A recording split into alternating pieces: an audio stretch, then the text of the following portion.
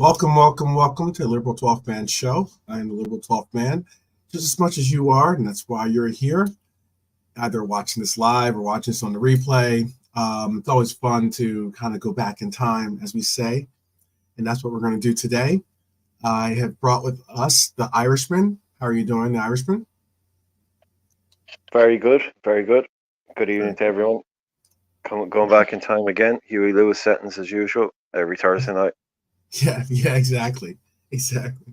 Big up John Conway, by the way. Big up John Conway. Definitely, proper red. Always supportive and always very much loyal to the cause for sure. So big up John Conway. We are going to be taking in a nice little game today at Anfield when we hosted the Hotspurs. So it should be kind of interesting to deal with because I don't think the Hotspurs have really had that much success at Anfield, even in this decade, I want to say. They're not somebody that I mean, like when you say their name now, you just kind of straight away think about that other game.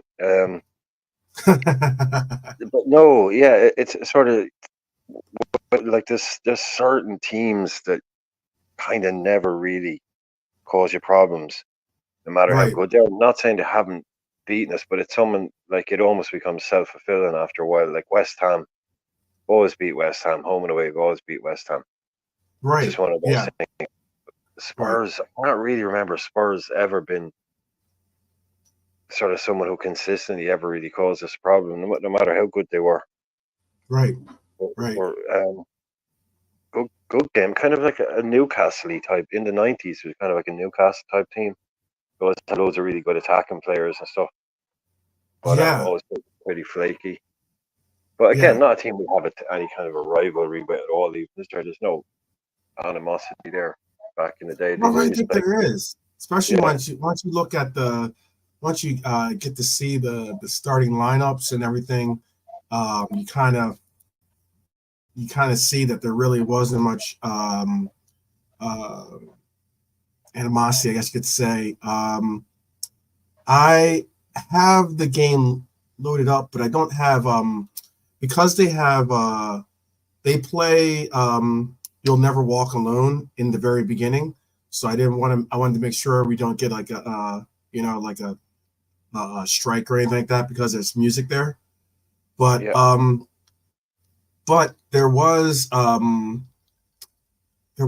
I remember though that this lineup for the Hotspurs was a unique lineup, not any like big names per se, until you got to that front portion of their lineup. Let me pull that up actually. Let me pull up their lineup actually.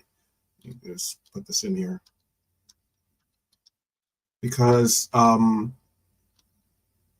it was like a interest. It was like some of the names are like when you see some of the names, sometimes it takes you back and you start thinking of like, what they like, what the players kind of represented and like their careers and everything else, and it just makes you go, okay. It really brings out some aspects of it all.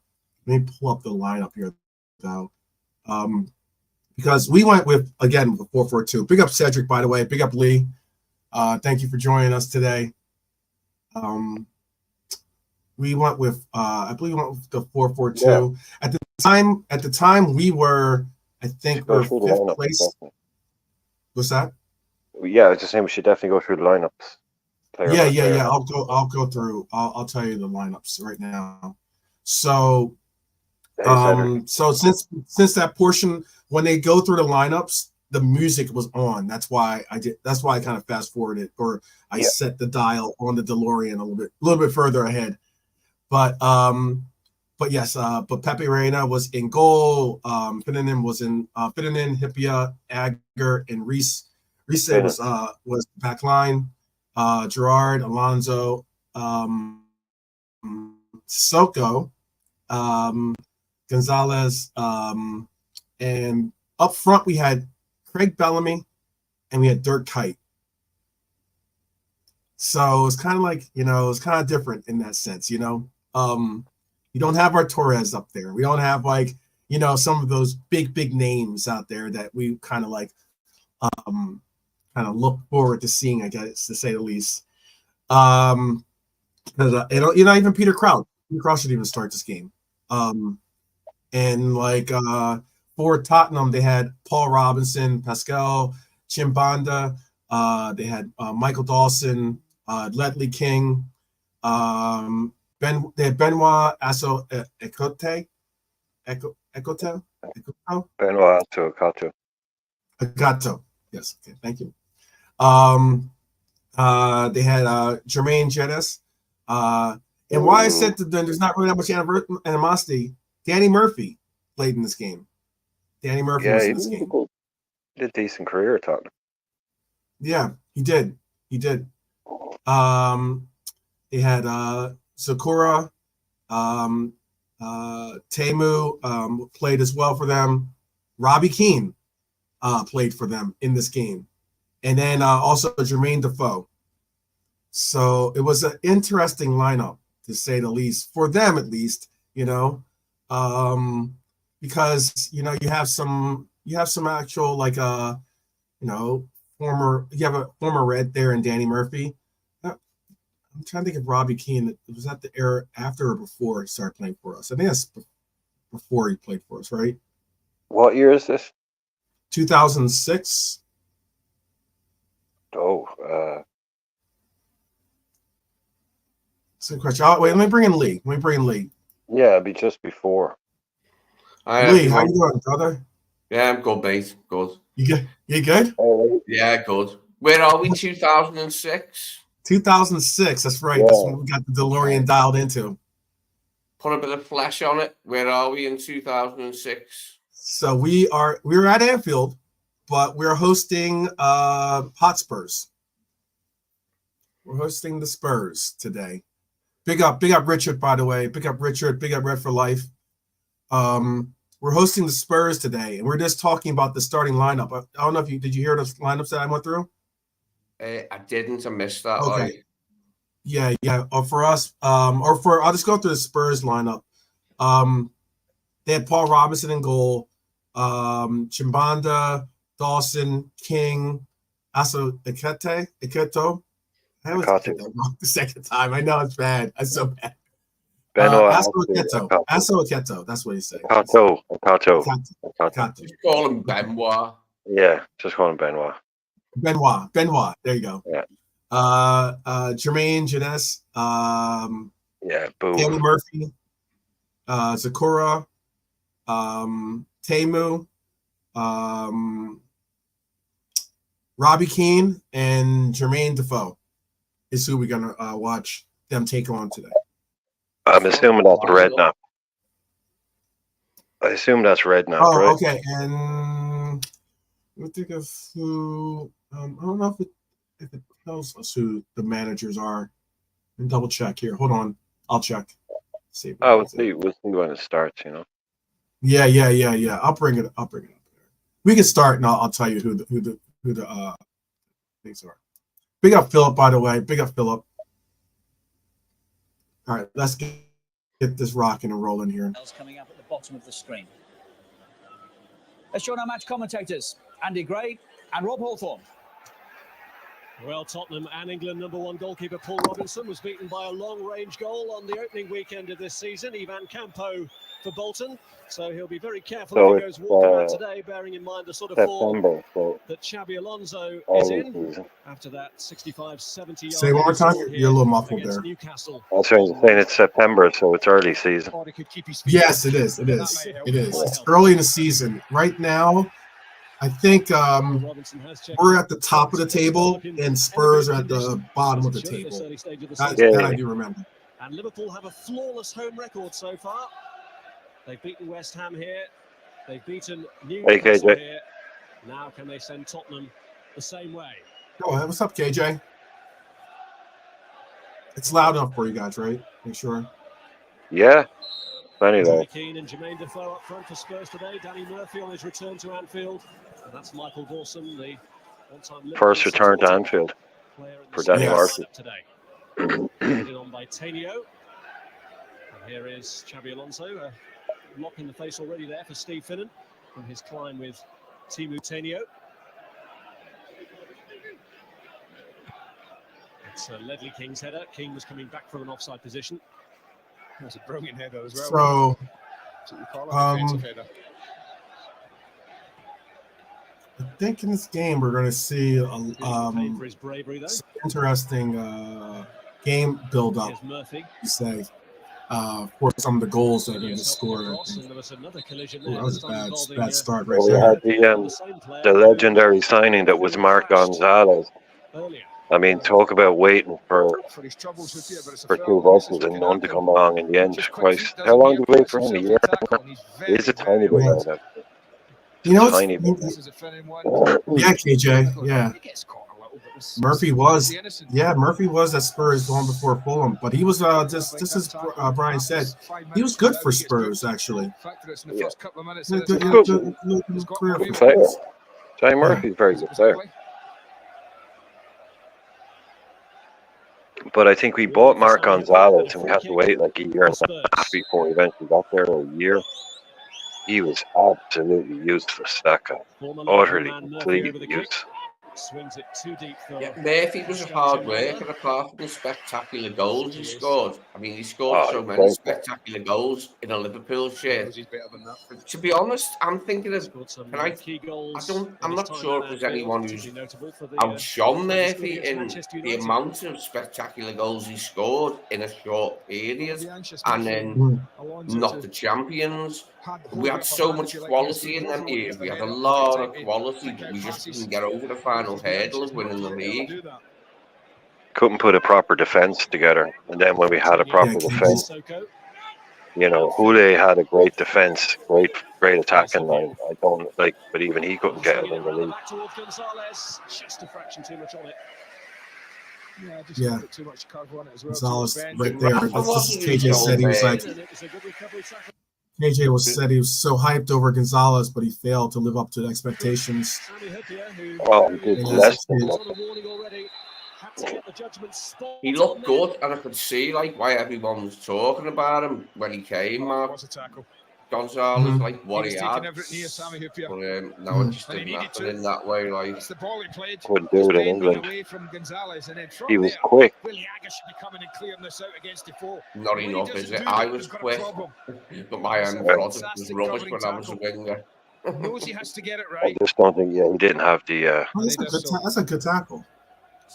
Real good tackle. Defoe going down. Oh. That's it, Sammy. That's it. You get through your State Farm.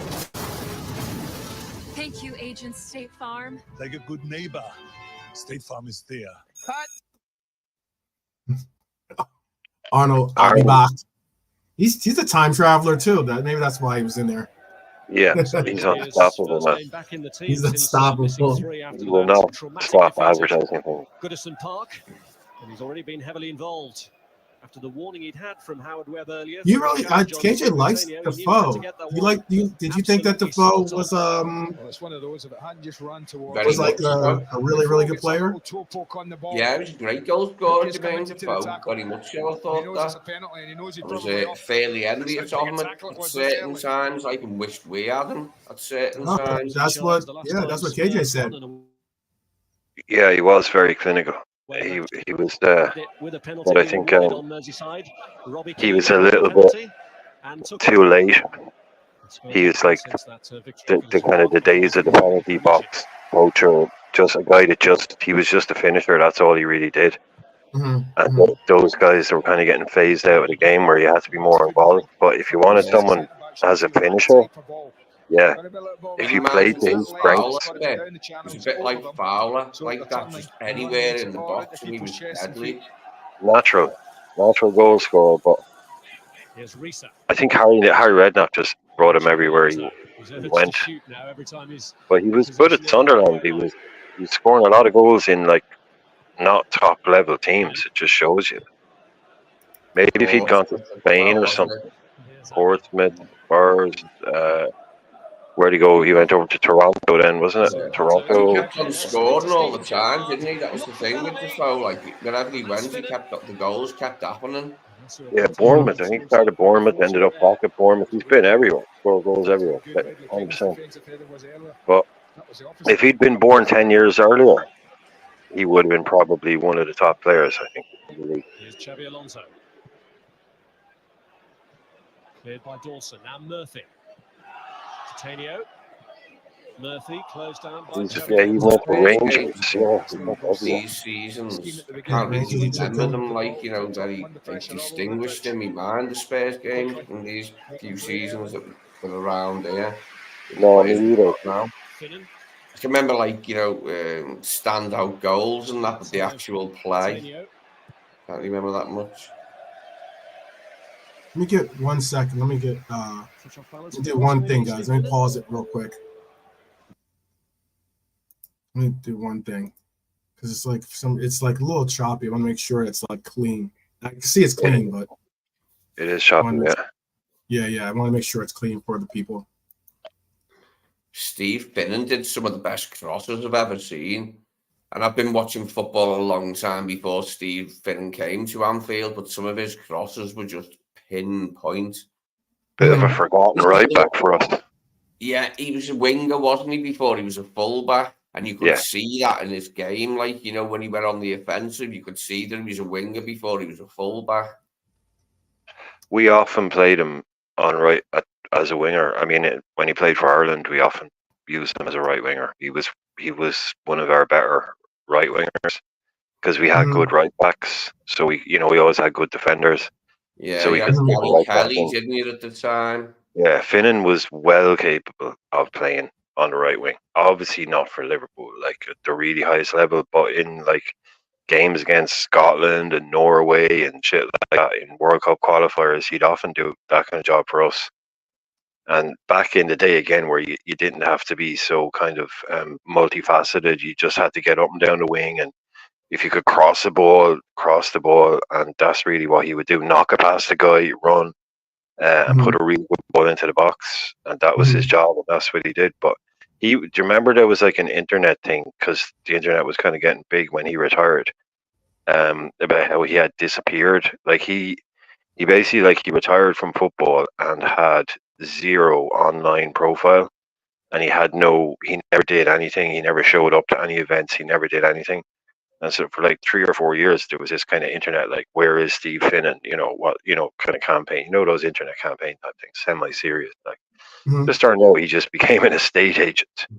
He just gave up. He just didn't want to do any interviews. Just went off and became an estate agent. I mean, you'd think he wouldn't need to work again, but yeah, just a real quiet guy. Didn't want any praise. Didn't want any, showbiz crap.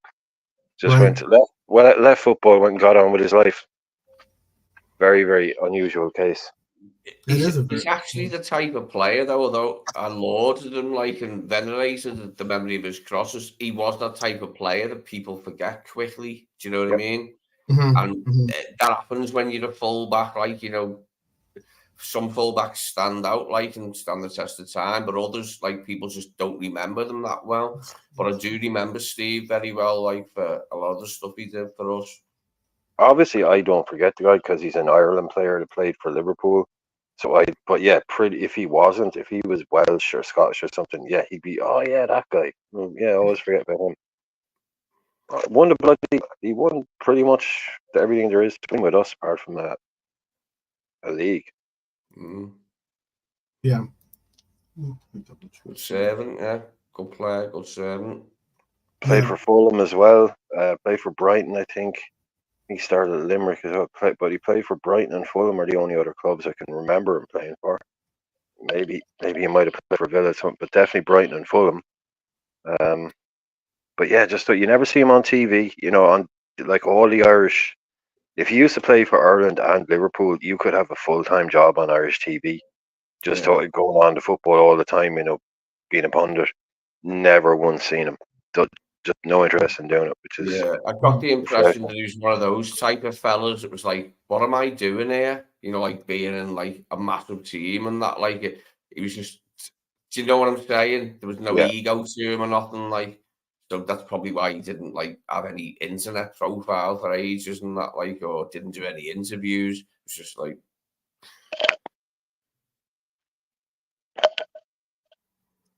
Okay, bring in JK too real quick here. I'm gonna take care of these technical difficulties to make sure it streams like smooth. For some reason it was getting choppy, so I'm gonna reload the browser real quick. Choppy waters, you know. It's choppy waters, yeah. Mm-hmm. The Iranians or something. Someone's in the washing machine. Yeah, right. Pick up JK. How are you doing? I'm cool, bro. How you cool, Lee? Brian? All right, man. What you got going on? Waiting for the Back to the Future game. I know. Yeah. We're having we were watching it, but it was like a little choppy. So I wanted to make sure that it's like, clean. And we're cleaning up the space-time continuum a little bit. So yeah. we can't have turbulence in the DeLorean. That's true. Well, you can't have it like we're. It was Biff. I bet Biff was messing around. Yes, he was under the bonnet before we started. That's it, bloody. It's Biff, man. Must say did like Dawson. He's in their team there, isn't he? Dawson. I did hear his name. He was just a basic defender, wasn't he, Dawson? There was no frills. He was just like a centre back, if you know what I mean. Not doing him down, but that's what he was as a player. He was just like that position and nothing more. Mm-hmm. I thought he was a good player, Dawson. Yeah. But the guy beside him is one of the best centre halves in the history of the Premier League. That's right. Yeah. On ability wise, he had no knees. By the time he finished his career, he literally had no knees. He couldn't train. He could play once a week. He was like Paul McGrath. He could literally just go up every day to training and get massages and have ice baths and so on and shit, and then go and play for 90 minutes. And then his knees would swell up so much he wouldn't be able to walk for about 2 days. Then he'd go into training, slowly recover. By the weekend again, he's ready to go. Imagine that now. That just wouldn't happen these days. But he went out. And not only did he do that, football, one of the best players in the world. It's such a shame then. You know what I mean? Because we could have done with that in the national side. He was just on his just ability wise. If he'd been able to stay fit, you're talking about guy to be talking about in terms of Rio Ferdinand and Terry for the all-time English centre halves in Premier League. I think King is up there. King is just world class as far as I'm concerned. Wow.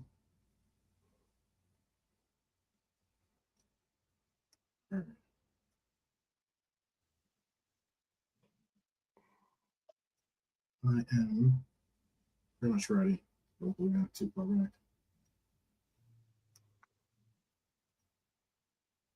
All right. What's happening, JK? Saturday, bro. Did we put any petrol in the car? Yeah. No, man. Seriously. Any new football news out? Well, happy birthday, Steven Gerrard. Anyway, we can say that. Yeah.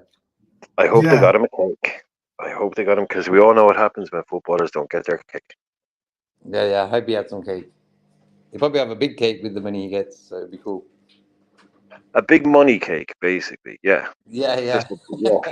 Just like 800 grand covered in ice. There you go. What's Stevie now? God, he's got the hairline of a 23-year-old. I mean, I don't know what. Yeah, he's got good hairline. Who've started the day in the bottom 5 of the division.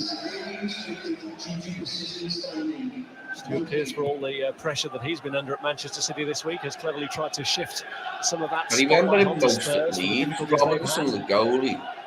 When I think of him, I think of Leeds. New signing still looking to settle. Another guy who has a 20-year career. Looking for Jermaine Defoe. Just outside he looked. He was. Okay. I think we should be a bit low. It's a little bit better. We've been looking for some performance Tottenham that they gave Old Trafford recently. They're a little unlucky there. That league Two wasn't or three real. unbelievably good chances that they should have done better with.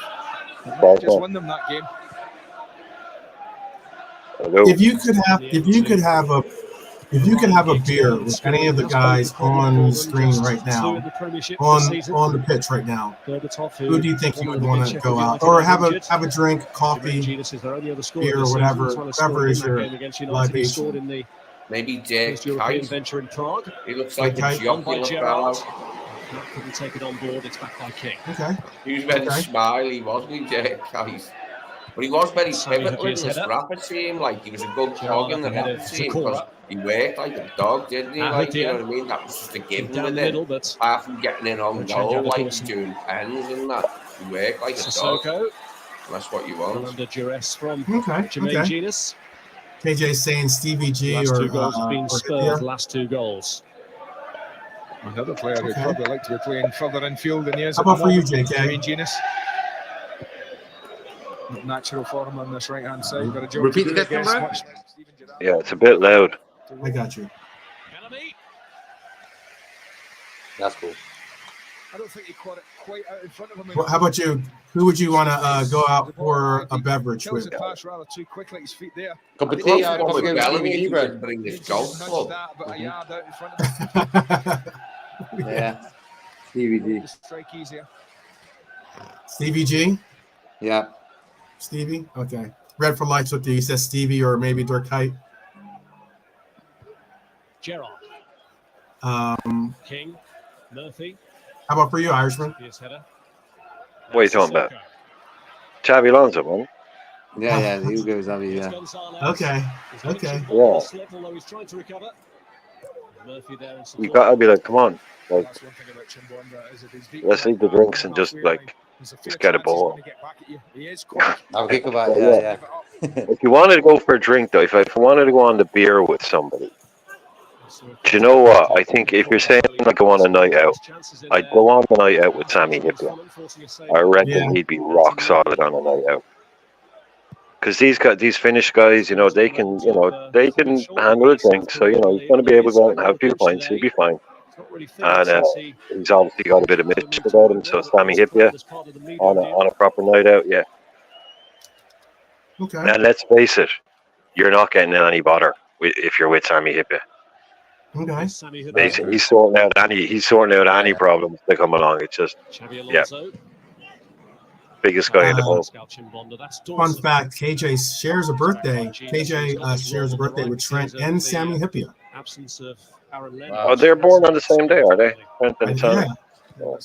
I'm sure JK will probably tell you, give you some of your astrological. Yeah, what date was it? What date was it that they were born? What'd you say? What date was it they were born? Sammy and what Trent? is it? That's a good question. What's your birthday, KJ? What's the you have to get the actual year, but I mean what's the birthday? I don't know. Did anybody like Craig Bellamy? 7th of October. Yeah. So he's a Libra, yeah? Yeah. Craig Bellamy. Did anybody actually like anybody in the chat? Anybody like Bellamy? I mean, I can't stand the guy. I mean, really, I cannot stand him. He did a few good finishes, like he helped us win a few games. As much as you can say about liking Craig Bellamy, he helped us win a few games, but I don't remember him as being anything memorable. I don't remember him as being memorable. No, he helped us win a few games. Bad person by the club. Basically, I think these days he doesn't pass the dickhead test. I think he fails the dickhead test on page 1. Page 1? Yeah, he probably walks into the office acting like a dickhead before he even takes the test. Demanding 10 grand to take the test. Yeah, didn't like him. Yeah, and he nearly kind of ended your boy's career, man. Yeah, if he'd gotten his way, he could have done some serious damage to it. Now, I get the idea, like, he was holding the golf club by by the golf club head out. He would have been hitting him with the handle part. He wouldn't have been hitting him with the golf club head out, which would have been, yeah, but still, like That's outrageous. That's outrageous. it's ordinary. He should have been in prison. I mean, he has been in prison, I think. I mean, he's assaulted people. He's one, like, honestly, that guy, dickhead test. What I noticed about Craig Bellamy is that his shoulders were really high up, like. Yeah. These are always on full attack mode. Little bulldog, full attack mode. Always in full attack mode. Aggressive little prick. Yeah, I have a sneaking suspicion that he might have Napoleon syndrome. I don't know how tall he is, like, but just ain't tall enough for some men, like, so they're like that, aren't they? Oh, yeah. You said it. So he can't really commit himself until very, very late, until now. Nice one, Rev. Well done, man. Well done. Well done, brother. If Bellamy's just Keep going up to the stick good out work. the foot and get a touch. Oof. Only after that Monzo. Nice. That was a nice strike right there. Happy to see it go wide. With his wrong foot. Yeah. Never afraid to take it on your wrong foot. Never be afraid. But not fall over, of course. But no, you're fully correctly. He's got little man syndrome. Short man, short guy, whatever you want to call it. You call it Napoleon, yeah, whatever you want to call it. That is Craig Bellamy in a bundle. Wind him up and let him go. Mm-hmm. Yeah, there seems to be a chip inherent, like, in his makeup, doesn't there? Like, there's something edgy about him, like, for whatever reason. We can only Which is weird, because he's Welsh. And any Welsh people I've ever met are usually pretty chilled out. And mind you, their footballers tend to be kind of aggro, don't they? Mark Hughes is pretty aggro. Vinnie Jones, you're not really well. John Hart. I've always liked it, a footballer, as long as it didn't go too far. I mean, it's something you want in a football, isn't it? To have a little bit of, but you don't want it to go too far, do you? Not in a hotel room against your own players. Yeah, that's in a hotel room against your teammates. No.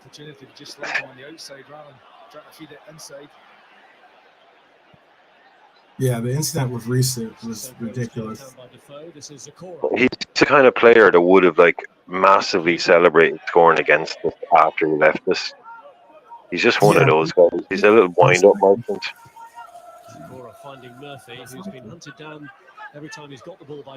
He's sort of that's somewhat the reason why. Like, I get that. I get that Gordon is a grew up a Liverpool fan. But if you grew up a Liverpool fan and you score against your sorry, Anthony Gordon. Are you talking about Anthony Gordon? Yeah. You're just talking about like celebrating if you scored against Liverpool and like you grew up a Liverpool fan, okay. He was in the academy. Huh? He was in the Liverpool academy. Right. Okay. Grew up with Liverpool, period. And then to score on Liverpool and celebrate. Yeah. I think he was around 11. I think he was there from like 6 to like he was there really in the real underage groups. I think who was his partner when we bought him off Newcastle when he was doing well? Who was he partnered with? It was a big man, small man scenario. I can't remember. But he was there with Shearer. But Bellamy played with Shearer. Yeah. He played. Would he have played with Ferguson? No. He definitely played with. Did he play with Ferguson? Yeah. It was someone similar because when we bought him, that's what was in my mind. You know what Rafa saw in him, like he went big man, short man type guy. Like Bellamy did. There was a couple of goals he scored where you could see what he could do. Like if you got him behind, he could run in and he could bend it beyond the keeper. He was good at that. He was one of those guys like at the age of 30, he was as quick as most 22-year-olds. That's basically what he had. You could burst in behind. But yeah, it was explosive his pace, wasn't it? It was like first few yards, like he'd get away from people, wouldn't he? Julian has the proper name to be that Red for Life. I'm not gonna read out your statement, but Julian Dix. He was another one we didn't want. We went down that road with Souness just buying proper hard men. Mhm. You know, just there was no need for a lot of it. He just thought that's what this club needs to sort it out is It's tough some character. tough He brought in guys, tough characters. Yeah. yeah, but the whole being good Someone at would have gone football sooner aside and said, all right, mate, we know you were a hard man when you were a player, but you're a manager Ooh. now and it's different. Don't be Yeah. picking players just because, like, they pushed He was a someone player. over on telly or something. Sorry, push someone over during the match or something. Soonest was like, Yeah, oh, you only need one. You only need one or two in a dressing room. You don't need 8 of them on a pitch that can't play football. yeah. If there was They're like- someone on this pitch, by the way, if there was someone I'd want to hang out with, I would like to hang out. Robbie Keane would have been a cool person to hang out with, to be honest with you. Just took it a fraction away from Kane. No. He's a Liverpool player too, so. Yeah, for 6 months. Look, you don't think there'd be anywhere to go, and then suddenly a little 1-2s and running off the ball. Are you not a Robbie Keane fan? No. No, it's a Took it away shame. from him. I like him when he's scoring goals for Ireland in the World Cup, and that's about it. Mhm. Oh, Robbie's a bit of a dick, you know. Okay. To each his own, I guess. Yeah. Talking of dicks, I remember a lot of him. Oh, sorry, Lee. I was just saying, I remember a lot of him when he was a big time player in the MLS. He had a really, really good career in MLS. Galaxy, yeah. Yeah, LA Galaxy, and he was like their main goal scorer. And he still had it. Like he still was, able. Oh yeah, he was good. Yeah, he was playing for us. He was over there. Yeah. I mean, he's playing for Ireland. I mean, he was still getting goals. So. Yeah, he's like a street footballer, Robbie. Now Genius. Wander up on the outside of him. The stadiums are full, though, aren't they, in MLS? Like, you know, most of the games, you know what I mean? Going out to like Saudi, playing half-empty stadiums, mate. What's that about, like? Not even half full, mate. I want to say, yeah. Well, we know what it's about. It's about money, but you know what I mean? Average is 3,000. I'm 40, and then looking at yourself in the mirror and going, the average attendance in the Saudi Pro League is 3,000. Oh, they didn't call that. I thought I pointed. Momo Sissoko, another forgotten, very, very good player, I thought. Yeah. Got that crazy eye injury. Jeremy got a really mad eye injury. Yeah. Rafa was trying to build a midfield like quickly, wasn't he? Like, and Momo was an excellent piece there, but then he was trying to make something a little bit more like era defining, wasn't he? Like after Momo, look for different players. He just wanted Gerrard out of the middle because he couldn't trust him. Mm-hmm. He wanted Gerrard playing off the right or number 10, and he wanted to have Mascherano or Sissoko. And then free up Gerrard. Gerrard wanted to be in the middle. Oh God! Why you mentioned his name, Mascherano? I must just give him a shout out for when they beat Man United in the 2010 Champions League final, and he went and interviewed Mascherano after the match. And he went, "This is for all the Liverpool fans watching. I've done this for you." And they cut straight back to Gary Neville in the studio. As soon as Mascherano had finished saying it, they cut back to Gary Neville in the studio, and he was just pulling this face going. It was there, I seen it. It might have been momentarily, like, but I seen it, and it was funny. Gary Neville's face after Mascherano had said, "Yeah, we beat United just for you guys." Like, you can take the boy out of Liverpool. Loved it. It's like Albi Moreno. Do you remember Albi Moreno when they beat United and he was playing for Sevilla? When he was back at Sevilla, and he had the Liverpool top on, he was jumping around. Yeah, I mean, it lasts a lifetime, doesn't it? It lasts a lifetime once you've been here. And I suppose it's the same the other way around, like for their players. Of course, of course. It's not just us, but yeah, it's good to see when to have players with a bit of character. Like now, Albi Moreno, think when we played Sevilla in the UEFA Cup, man, I think he forgot he was playing for us that night. Thought he was still playing for them. But that's another matter. Exactly. You know. But look, if it wasn't for that performance, it would have there'd be maybe Andy Robertson wouldn't got this. But I know it took Albie to get injured actually before Robbo came in.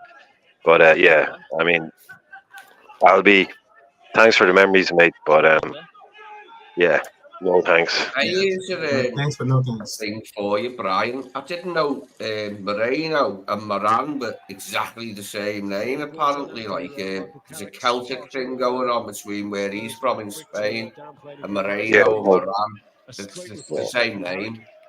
Just their way of spelling it. Yeah, a lot of Celts are from Spain. There's a lot of Spanish DNA in Ireland, basically. Put it that way. When people do those DNA tests, a lot of but there's also that goes down to the Spanish Armada as well, because remember the Spanish Armada gets blown off course. Yeah, attacking Liverpool. Dozens and like there's whole fleets of Spanish Armada got wrecked off the west coast of Ireland in Galway. So there's a place in Galway called Spanish Arch because loads of Spanish guys came on, and they settled in Ireland. So there's loads of people in the west of Ireland that have Spanish DNA, and you can tell when you see them because they come from one of the worst parts of the world for sunshine, and they're born with tans. They're born with dark skin, and they're Irish. It's like, yeah, Spanish Armada blood. A bit too close, really. I like that story. Like, I did enjoy that story of it being blown off course. But there was safe, there was something for them, like on the way home, wasn't there? Like, you know what I mean? A bit of food before they got a warm bed in Galway, and some of them liked it so much they stayed. That's the story goes. Oh, I hope that's true. Neil Ruddock was another one of those guys. You're right about that. Neil Ruddock, yeah. He was tough guy. Yeah, we are gambling on the slot. We are. I hope that's true, honestly. Not the first one, the second one. I'm hoping we get a jackpot out of it. We get a jackpot out of the slot. And Honesty is telling us Luis Diaz and Joe Gomez have emerged as targets for the Saudi Pro League. There is a belief in Saudi that both players could be open to the move. I don't know if Joe is going to be open to that. I can't see Gomez wanting to move now. Yeah, I mean, like considering he's really getting some traction with the English team. The national side makes sense. But that's just not really the greatest. Diaz, a little different story. Diaz, I can understand. Well, he's quite. He wouldn't want to like just up sticks and move like somewhere where he's not familiar. You know what I mean? It just wouldn't make sense to me out of the blue for him to suddenly move to Saudi. Diaz, I could see possibly if Diaz wants to, maybe Diaz wants that bag, like he wants to get paid. Yeah. So like, and I'm sure they would offer him like something ridiculous, like 180 or something, something like 200K a week or something like that, and it's all tax free. Hey, that might. Of course, some bad blood between FSG and Saudi, wouldn't it? Like if they were having to put his wages up sooner than they expected because of a bid from Saudi. Was that Danny Murphy that missed that?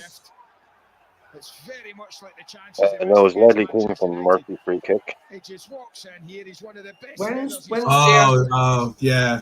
Okay. When was Diaz? Should have had that header. When he signed for us, Diaz.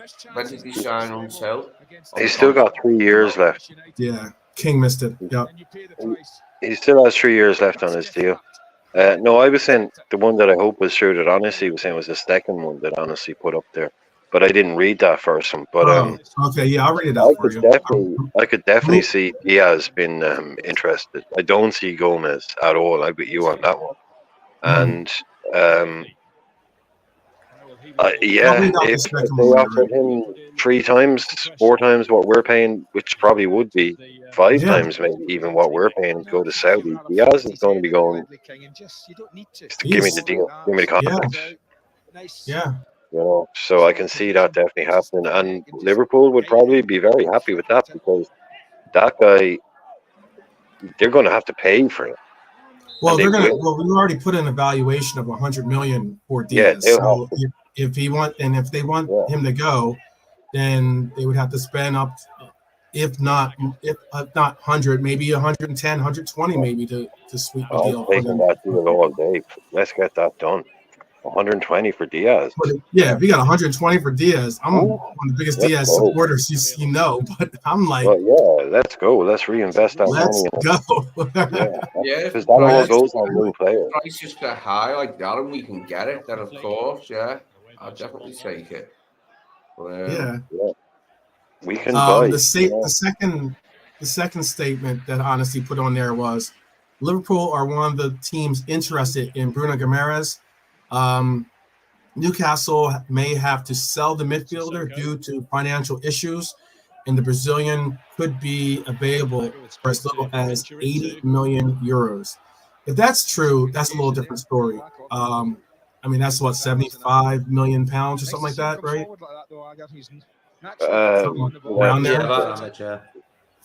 So, like, if that's true, I would do that deal all day, every day, I think, for Bruno G. But if it's going to take you paying the 100 million release clause that they have on there, and that's 100 million pounds release clause, that's a different story. I don't know if I'm paying 100 million pounds for Bruno G. I know that Manchester City, though, are interested in him as well, and they're thinking of doing they're thinking of trying to create a pivot in the middle where it would be basically Bruno and Rodri as their defensive midfielders. That is a very menacing thought, I think, if they would be able to put that together. There was another thing, and also KJ asked also, have you heard the rumors of Paqueta potentially getting a 10-year ban? Yeah, Actually, I've heard it's a 40-year ban. That's what I've heard. Because he's got 10 years. Yeah, but 10 years on each count, and there's 4 counts that are up against him. Stack him up, bit. Yeah. He might be able to play in Saudi when he's finished then. Yeah, he's looking at some serious some serious heat. I don't know. Fair play to the guy for actually being able to get through this season and keep his head together. You know, and actually finish it out. But you as a player, you want that sorted out as quickly as possible. Really, that's all you go for, is get it sorted quickly as possible, and then he's saying he's innocent. He's saying he's innocent. Yeah, that's the thing. You see, that's the point. He's saying he needs to know. He can't have that. If he is innocent, he can't have that hanging over his career. And if he is going to be found guilty, then they need to tell him as quickly as possible so he can appeal it and find out where the land lies, and his club can know what's happening. You can't have a process like that dragging on for 2 years. So from what I've read and what I've heard is basically they witnessed betting, some betting, what do they call it? Like anomalies. Anomalies, yes, that's the word. Thank you. Some betting anomalies, because Paqueta's not his name, actually. Like, his name isn't Paqueta. It's something else. Still has 6 names. Well, Paqueta is the island he's from in Brazil. Yeah. So, like, there's an island in Brazil called Paqueta. There's, like, I want to say a couple thousand people that live on the island. And they were getting on this island. All of a sudden, people were using these betting apps and making these specific bets that were, like, specific for Paqueta. So it's not that. I don't even know if it's an anomaly. If it comes a lot of yellow cards. Yeah, it's not really an anomaly. If it's like, if you're getting bets on Paqueta from Paqueta Island, You know, It's not exactly the crime of the century, is it? To the to the administrators, to the people in charge. We've seen it before, like all over the place, haven't we? This sort of thing. So if they have seen like a pattern of erroneous betting, they just burst in there, haven't they, and said, no, you can't do this. That would be huge too. 85 million. Paqueta actually cost West Ham 85 million. They can sue. And it was the West Ham sponsors, apparently, that honestly saying that actually were the ones that snitched on them. That's interesting. If that's the case. That's really interesting. I don't even understand that. Maybe that's them trying to get ahead of the train again, I guess, or doing like a Chelsea and like just basically thinking that they don't want to get in trouble. So, who are West Ham sponsors? Are they a betting company? Oh, you know what? I thought that they are. Didn't they used to be Bet365 or something? Yeah, exactly. Bet365. Yeah. There you go. So I think the word snitched has been used a bit too loosely there. I think it was probably their data that showed these things, as opposed to them maybe like ringing up the cops. As opposed, they didn't drop a dime on Paqueta. It's probably they did it through Bet365, and it was okay. There's shit that showed up. Did a 187. Betway, is it Betway? I don't know. Yeah. I don't know. Apparently Betway is their sponsor, by the way. Betway. Yeah. With a couple of things, I know, Darryl, I disagree on a couple of points. I think if we were to sell somebody like that, you're saying we won't reinvest the money. I think it's been proven that we would reinvest the money, because one of the sticks that's often used to beat FSG when people say that they bought Alisson, they bought Virgil van Dijk, when people say, oh, well, all they did was spend the Coutinho money. That was the Coutinho money. So they have shown that when they take a big fee, they reinvest that. They don't, I know people think they take money out of the club every week. They don't. They're waiting until they sell it. That's when they take their payday. These guys have proven that whatever we get in, we spend. So I think there's proof there that we would reinvest any money just for one player. We want to disagree, that's cool. But then also saying that the Caicedo thing was spin and that we didn't make a bid for him. Well, if you want to say that it was spin, then you're literally saying that the Lord God Almighty Jurgen Klopp is a liar. Because Jurgen Klopp went on record and stood on camera, on microphone, in front of the journalists, and confirmed that we had bid that money for Caicedo. So if Jurgen Klopp was spinning, that's all I'm saying. Should have been a goal. Yeah, that should have been a goal. Liverpool hater, number one. Genius. Oh, wow. That hit the post. Wow. Gonzalez? Yeah. Man on the post. But anyway, that's just, I think if we did get a big fee for 100 million for Diaz, that would be going, that's going straight in the transfer. That's not suddenly, well, we got 100 million, and actually it's only 30 million. It's like, no, we can spend 100 million extra. That's the way I look at it. I'll tell you maybe this is just me being a Red fan, but I kind of wish that City had gone in for Paqueta. So that you could just add the 115 to make 119 or something. That they'd have to be dealing with. To be honest, I just think it'd be kind of funnier if Newcastle had bought him. Oh my goodness. And then they had Tonali and Paqueta just sitting on the bench. Or well in the stands. Yeah. That would have been, I would have loved it if that happened. I always think of the Italians when I think of betting scandals. they do it more often and better than anybody, don't they? Like, it's in with World Cups. It's like World Cup players who did the business just come back from being banned for betting scandals, like Paolo Come on, Rossi. that's handball. That's handball. This is the one he gets absolutely spot on. But there's no Howard Webb, 5-0. 5-0. That's a handball, yeah. Yes, VAR. Little nudge by Wadley. Even if VAR was there, they still wouldn't have gave it to us. Little nudge. He knew what he was doing. Little nudge.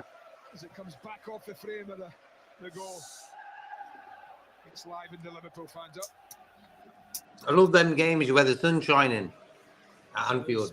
Can't get better. Oh yeah. Yeah, I love them games. It's bright. Yeah. That's a great kit. Yeah. Yeah, that's the one where we think that Adidas should be on the left, not at the Oh, top. Bernie. Yeah. Yeah, it's a great kit otherwise. But, Yeah. Rash tackle there. I do have a fun little. I agree with you on that, Darryl, by the way. I do have a fun little trivia question lined up for us as well.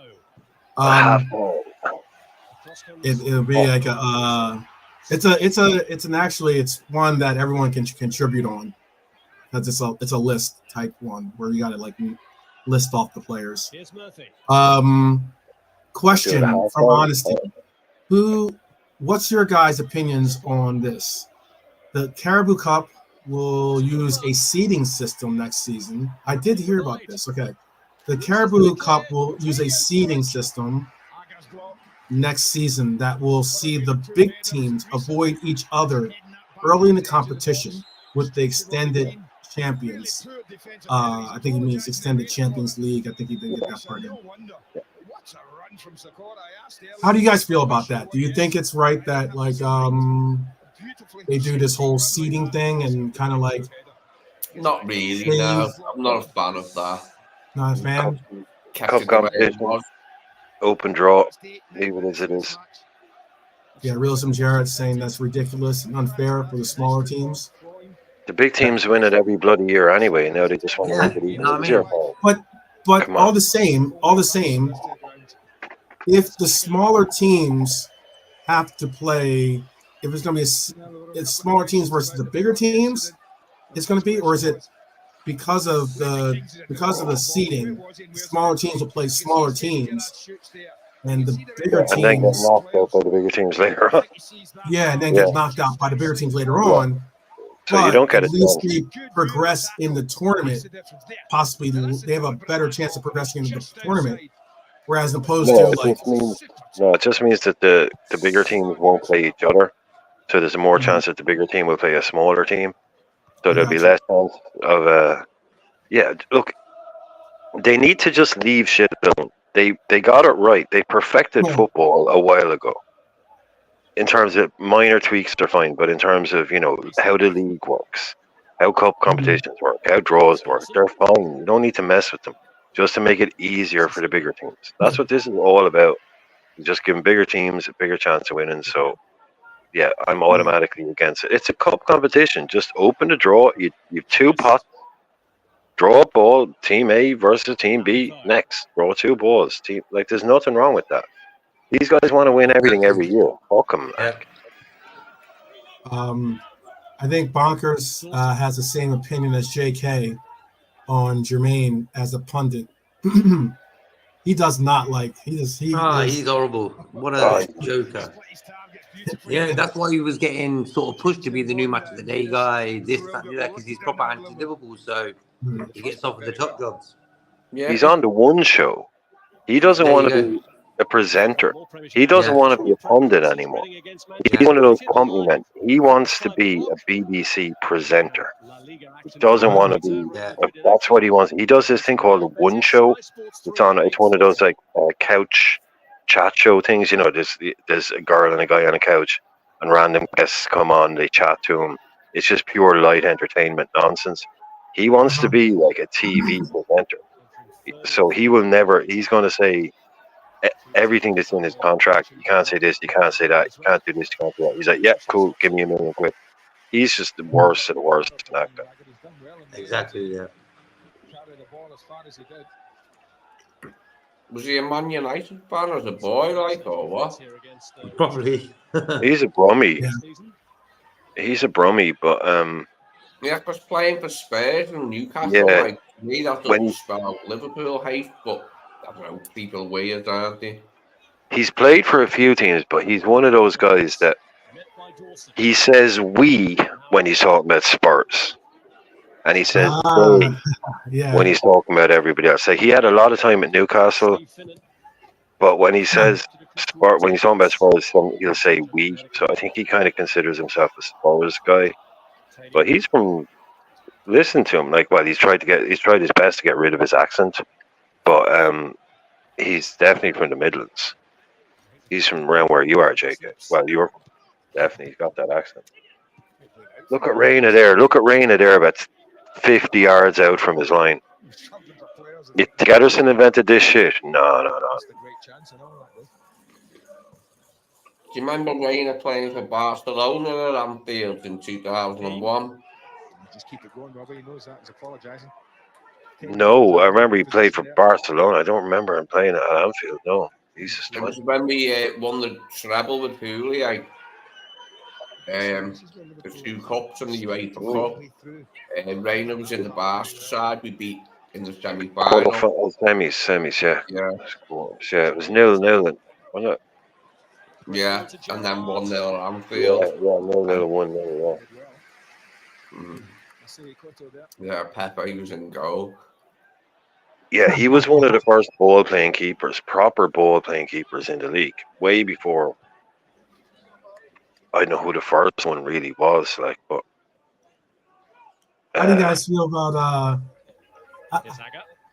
I'm only saying I'm only saying this probably because my U.S. men's national team are three in a row, 3-time National League champions of our region, but our Nations League champions of our region at least. But do you think that the Nations League should be scrapped as a tournament?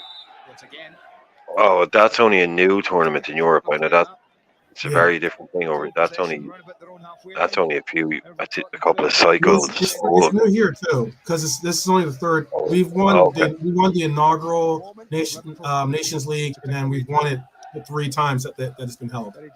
So if the whole idea basically was that instead of just playing a load of nonsense friendlies, teams play in a league, but it's incredibly big and sprung and complicated. I'm not exactly sure how it all works and how relevant and how good it is. But I think if they weren't playing in that, they'd just be playing random friendlies anyway. So, yeah, whatever. I think playing the games, wouldn't they? Yeah, they would. They would. Trying to give it a bit more importance, like, aren't they, so more people will attend them. Basically, and you put a competition at the end, or a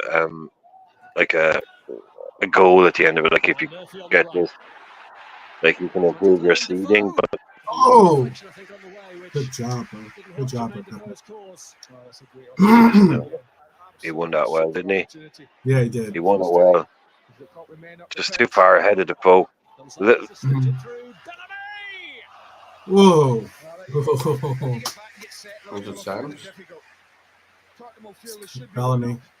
I'm sure there's a reason we picked this game, by the way. I haven't watched it myself, so I'm waiting for a second. Waiting for it? You're waiting for it? You'll get it. You'll get it. I'm like really, I can't really remember. Like, good save, by the What's that? As you were talking about it, I was just saying to Lee, you were asking me before the stream. Like, I don't really remember any kind of standout games against Spurs. You know, you remember kind of moments or this and that, but not like any. Yeah, that time Spurs this or that. I'll tell you my favorite Spurs. Was it at? I don't even know if it was at. It wasn't at Anfield. It was actually. It was at their stadium.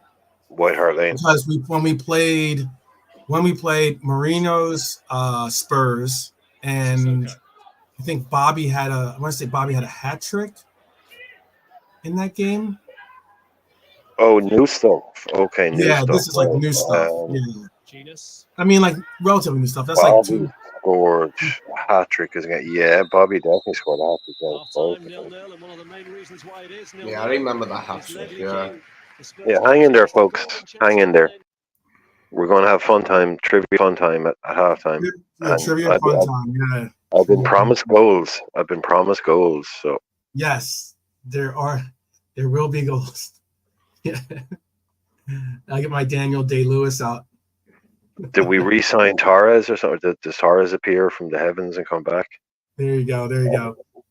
And I did ask this real quick to the chat. I'll ask you guys as well because I was chatting up with them about Matip making his runs and how, like, I think that the center back that we're looking for possibly for our future center back is going to have qualities much like a Matip in that he's able to progress the ball with his runs. He's able to be a tall center back, able to, be a little bit more controlling when it comes to our corner kicks, especially, or handling free kicks as well.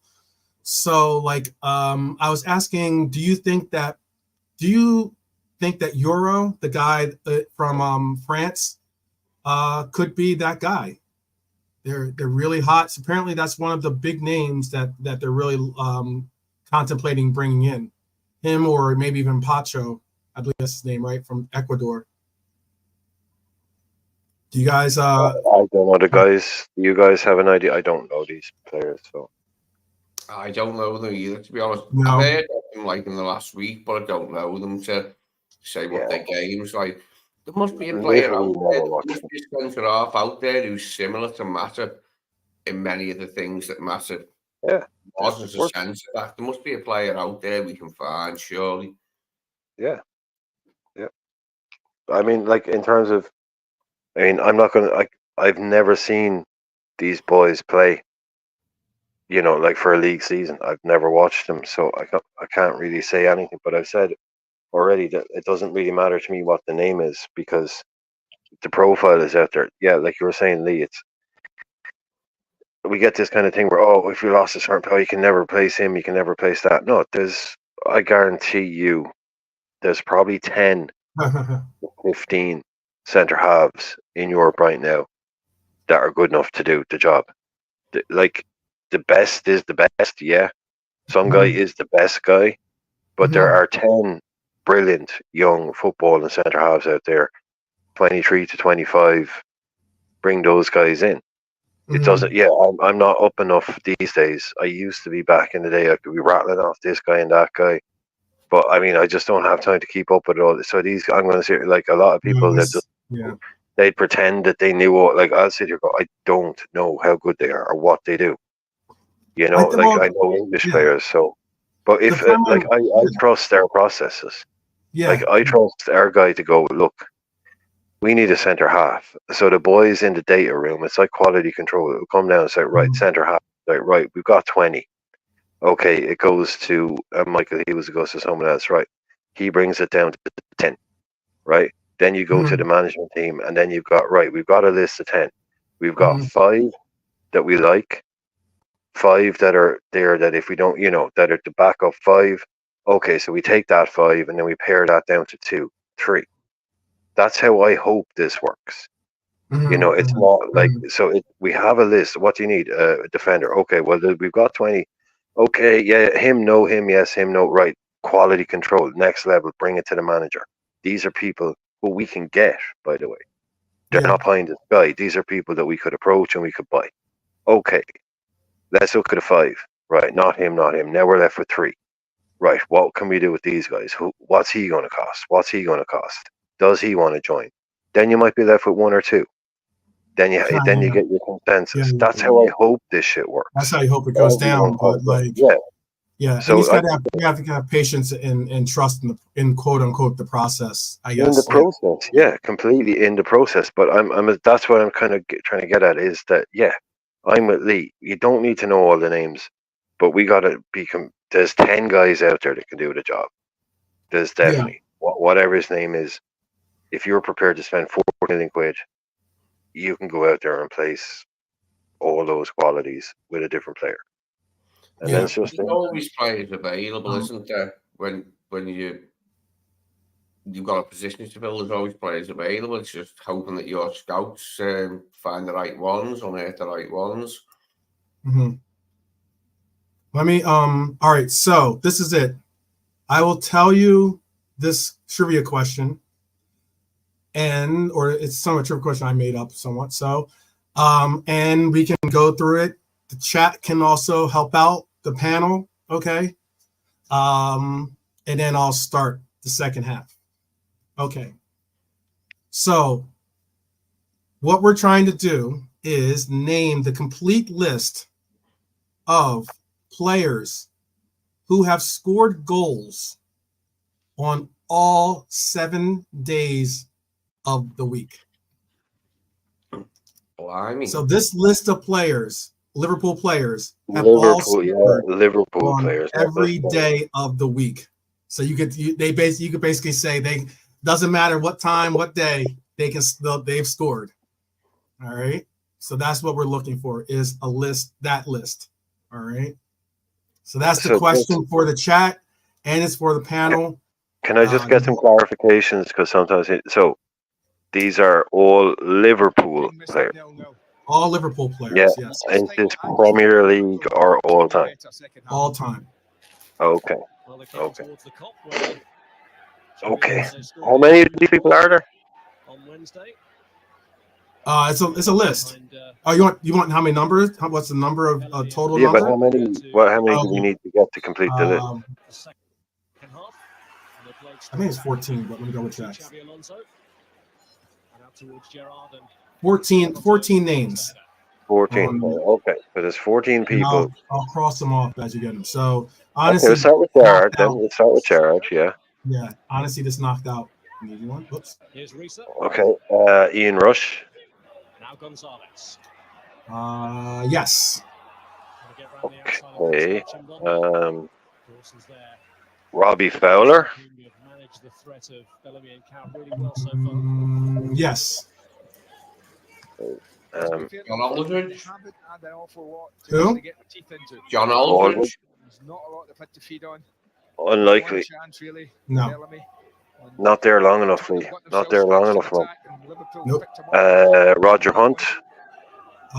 Wait, hold on. Let me I just saw. I'm also trying to look at the chat too, because they're giving answers. Hunt is not on the list. Okay. Robbie Fowler is on the list. We already have Fowler. Yeah. I didn't hear you say that. I didn't say that one. Oh yeah, I said Fowler. Yeah, Fowler. Yeah. Okay. I believe you. I didn't mark it off. I'm sorry. King Kenny is not on the list. Super sub. Callahan. Just rattling off names here now. Ian Callahan, is he on it? Barnes is not on the list. Barnes is not on the list, but Mane is on the list. Go ahead. Who did you say? Ian Callahan, is he on the list? No. His absence in the week. Keegan, Kevin Keegan on the list? No. Suarez is not on the list. Honestly is ripping this name off people's names. Yes, but honestly got one of the. I thought that maybe no one would get. Big up to you. Divock Origi is on the list. So far you have 1, 2, 3, 4, 5 names off the list. So just to recap who we already have. Oh shoot. Okay. We already have Paolo. We already have Ian Rush. We already have Gerrard. We already have Divock Origi. And who else do we already have? Who was the fifth? Wait, you said say again. Ian Rush, Divock Origi, Fowler, Gerrard, Mane. Okay, Fowler, Gerrard, Mane, Rush, and Divock. Okay. Okay, so there's 9 left. And this is when Liverpool are more dangerous because they're losing this, 3 out of the play now. And it gives Liverpool a chance to break. And really, once Coutts done that, he's got to take it in his stride and Every day of the week. in and around the penalty area. We got I don't. We've said the chat has said Mo. Did you count Mo? Have you answered Mo? They've said Mo a few times. Mo Salah is on their list. Yes. Oh, he is on. Yeah. He is on the list. Yes. Oh, Mo is on. So Yes, yeah, Mo's on. I apologize. Yeah. I know. I'm trying to. That's because I'm trying to look at the list. I'm trying to watch the game. I'm trying to listen. I'm juggling here. All right. I got you. Who? Yeah, we got Mane. Yeah, we got Mane. We got Mane. Well, the chat got Mane. We got Fowler, Stevie G, Mane, Divock Origi, Ian Rush, Salah, and Ian Rush. You have 8 more to go. Torres is not on the list. Neil is not on the list. Peter Beardsley. Is Peter Beardsley on the list? Definitely not on the list. Is Peter Beardsley on the list? No. There are some names that you guys haven't said that's surprising you haven't said so far. Peter Crouch. Is Peter Crouch on the list? No, he is not.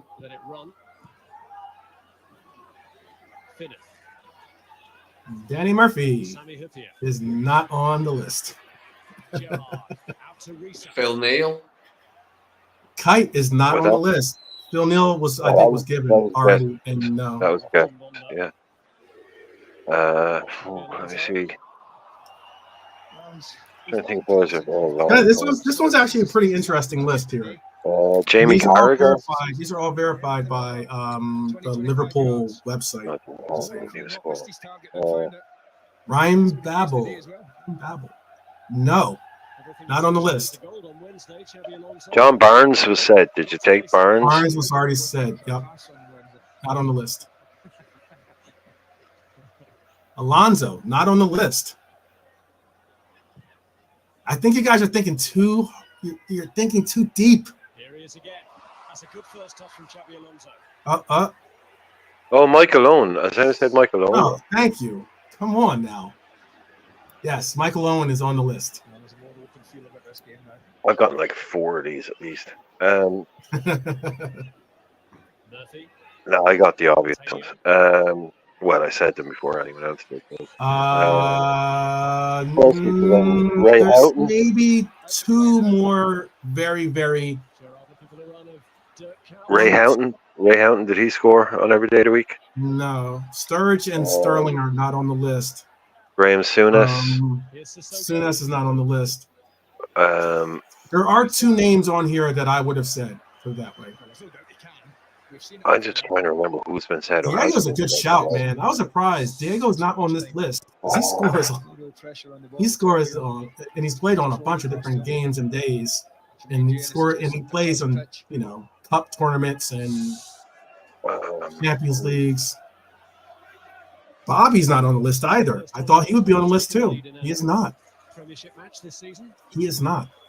Yeah, but again, there are 2 names on here. There are 2 names on here that you should, if not 3, that you should definitely get. You got 7 more to go. You've gotten half the list. I'm glad I saved this for halftime. I could have probably said it at the beginning of the game. Whoa! Couldn't be sure. Gonzalez back across. And Coutts and Bellamy got in each I'm a other's bit way. dry now for answers. Fabio Marini. Coutinho. Yes, Bernie. Thank you. Coutinho's one of the names I thought you guys would get. Oh, I was sure. Coutinho took a lot of Coutinho scored goals for us.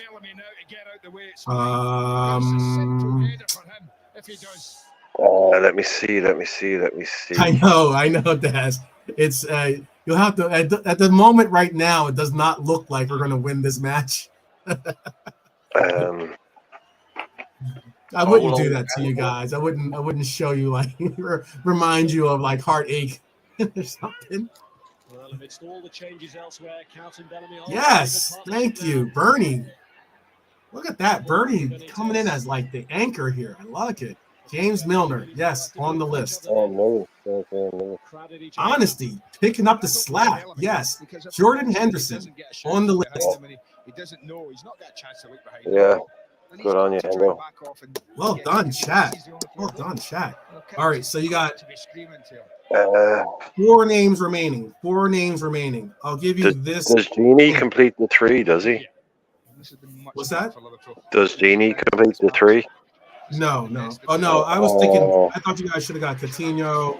Oh, penalties. Penalties. And who else did you guys say? Coutinho, I thought you should have gotten. Well, I thought Coutinho got set early doors, you see, so I didn't even consider him. But yeah, I never even thought about Milner and Henderson. Because you were saying, when you said no Mo and no fucking Firmino, I was thinking, oh, right, Jesus, I've been trying to think of 80s players the whole time. Oh, I know. I say no Mo. If I said no Mo, I apologize. Yeah, I just basically, my mind has just gone to the 80s footballers the whole time. Well, I'll give you this. You guys have named pretty much all of the new names are pretty much done. Heskey. Well done. Well done. Heskey is on the list. You're down to 3 names. 3 names remain on our list of every day, any day, all day, 7 days a week. Was Craig David? Isn't that the name? 7 days. Yep, 7 days. All right, chaps. I'll catch you later. Yeah. Take care, guys, bro. All right, yeah. Bellamy is not on the list. Bellamy is in this game, but he's not on the list. If you're trying to answer. Nope. Yeah. No, Davy Fairclough. That's who I went with. Oh, I said Ian Callahan earlier on. I meant to say Davy Fairclough. That's some. Yeah, that's who I meant. But is Davy Fairclough? Is he no? Super sub. Another. That was with his right foot that time. He knows. Is David Fairclough on the list? No. Is David Fairclough on the list? No. No, he's not. Yeah, we have Fowler. Fowler is no. I am kind of disappointed a little bit that you guys. The 3 names. I'm kind of disappointed you guys aren't getting 2 out of the 3 names here, but we'll see. We'll see if you guys can round it out. Robbie Fowler was already named, but yes, Daz, he is on the list. Dawson. Xabi Alonso. Yeah, I hope. Gonzalez. Oh! Got to that. Patrick Berger. No, but I sent. It's funny you said that. I don't know if hopefully the Irishman got my. I saw it. Yeah, I saw it. Yeah. Someone sent me. It was weird. Like lately, people have been sending me like cool links and stuff, and someone sent me that link for some reason about Patrick Berger. It was just all his goals for Liverpool. He scored some great goals. He scored some great free kicks. He scored an absolutely unbelievable free kick against Man United. He scored one of the best free kicks I've ever seen against Man United. He just ran up to it and absolutely smashed it from that spot out and bent it. Like there was the wall, it just went nowhere near the wall. Just bent it right into the corner. It was just like, have that. Big up, Bernie. Was it Maka? Cool and Sacco are not on the list. Was it Maka? Yes. Fair play to Maka. 2 names left, and these are the 2 names that I'm somewhat disappointed that you guys aren't getting on the list. 2 names left.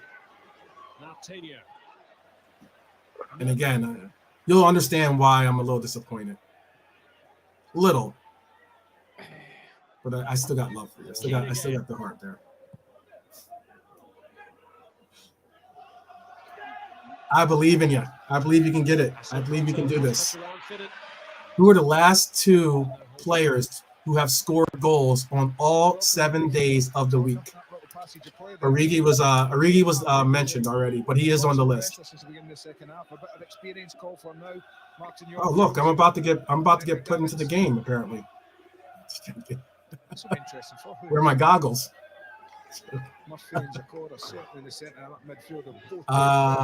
Dirk Kuyt is not on the list. No, He's not on the list. And neither is Craig Bellamy. I know Craig Bellamy was offered. Saul Daz. I don't know if I said yes or no to that. Robbie Fowler is not on the list. Oh no, Robbie Fowler is on the list. Sorry, Daz. That's right. We have him already. To goal scoring midfielder, I reckon. At least one of them. Do you want hints? Do you guys need hints? I don't know. I think everyone's scrambled their brains so much just trying to take players now. There you go. There you go. Redbird, big up, and Bernie, big up. Hippia, was it? Are they the last?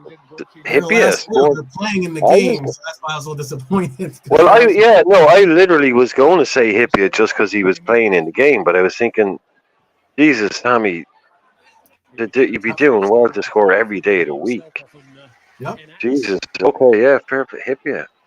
Yep. Shows you what a man he was. What a player he was.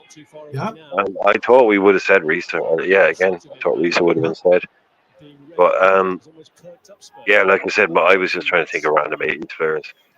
Yeah, I know. Every day of the week. Every day of the week. I'll give you the list. So the list one of the is best transfers of all time. Has to be one of the best Liverpool transfers of all time. So okay. Oh yeah, for sure. Yeah, one of Coutinho, Fowler, Gerrard, Henderson, Heskey, Hippia, Mane, McManaman, Milner, Origi, Owen, Risa, Rush, and Salah are on the list of players that scored 7 days of the week. Every day of the week, they have had a goal. When Rush was on the list, I thought that gave a chance, but other players, from that far back in the past to maybe appear, they're all modern players because we didn't have matches played every day of the week years ago, did we? It was more specific, wasn't it? Yeah. You play on these days and maybe once or twice on another day. In fact, yeah, probably playing on a Friday. Every day, but just not enough to score. Playing on a Friday is very unusual. Yeah, Fridays are strange day. Yeah, don't like that. You can play on a Monday because it's a long weekend. You can play Tuesday, Wednesday because it's Champions League. You can play Thursday because it's UEFA Cup. And then you play Saturday, Sunday. But it's highly unusual for a game. Even today, it's very unusual for a Friday night game because they've only introduced them the last 2 seasons. Yeah. So to have scored a goal on a Friday for Liverpool. Oh my gosh, did you see that? Very unusual. Stevie went into the stands. That's scary. Oh my goodness. That is scary. Yeah, that metal fence is pretty. That momentum, man. Good footwork. Yeah, he had to do like the Darwin Nunez there. Yeah, good footwork. Good footwork.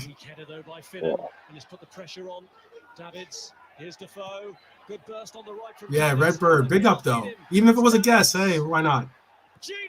Yeah, look. How did he miss that? Because he's absolute shite is how he missed. Apparently. I mean, like they got on the one show, son. Get on the one Davis from the future? That's why he's got the glasses, got the goggles. I thought that was Doc. Davids, what a player. What a player.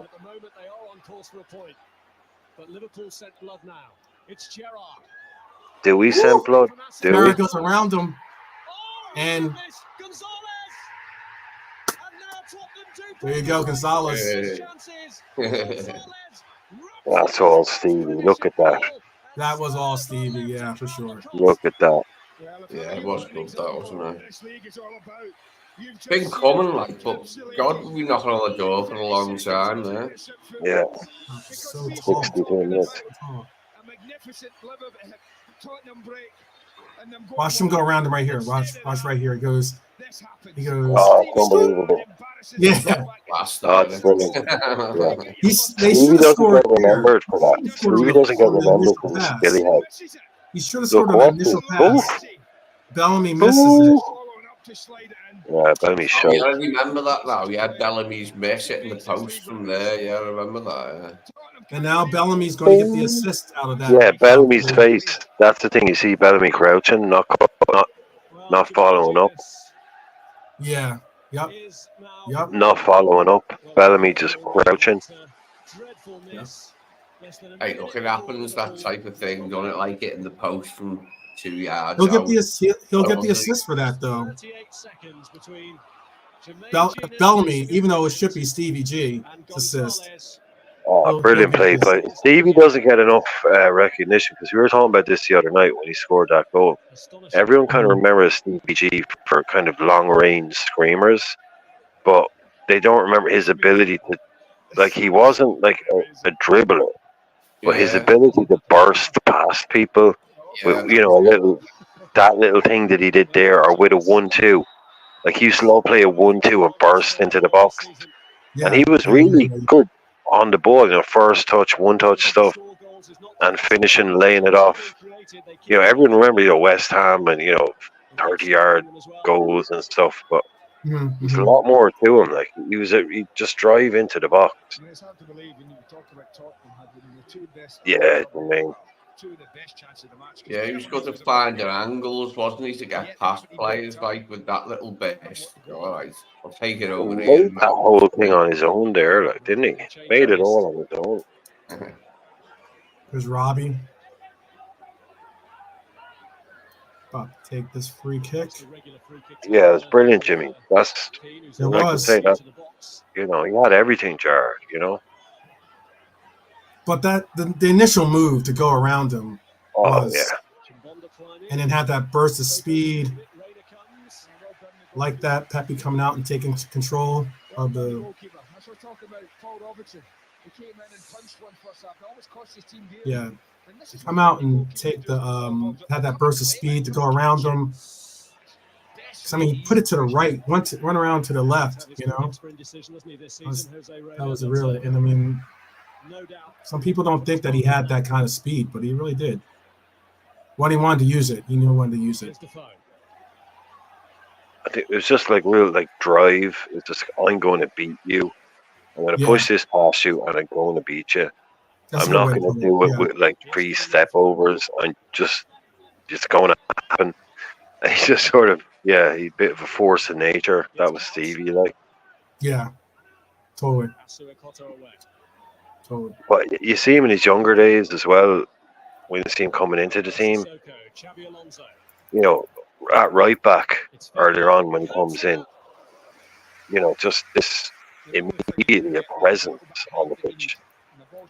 You know, even before he was refined as a player, dominating games, he was just like, nobody wanted to be. He was just, I don't want to be near that kid. He's gonna smash me.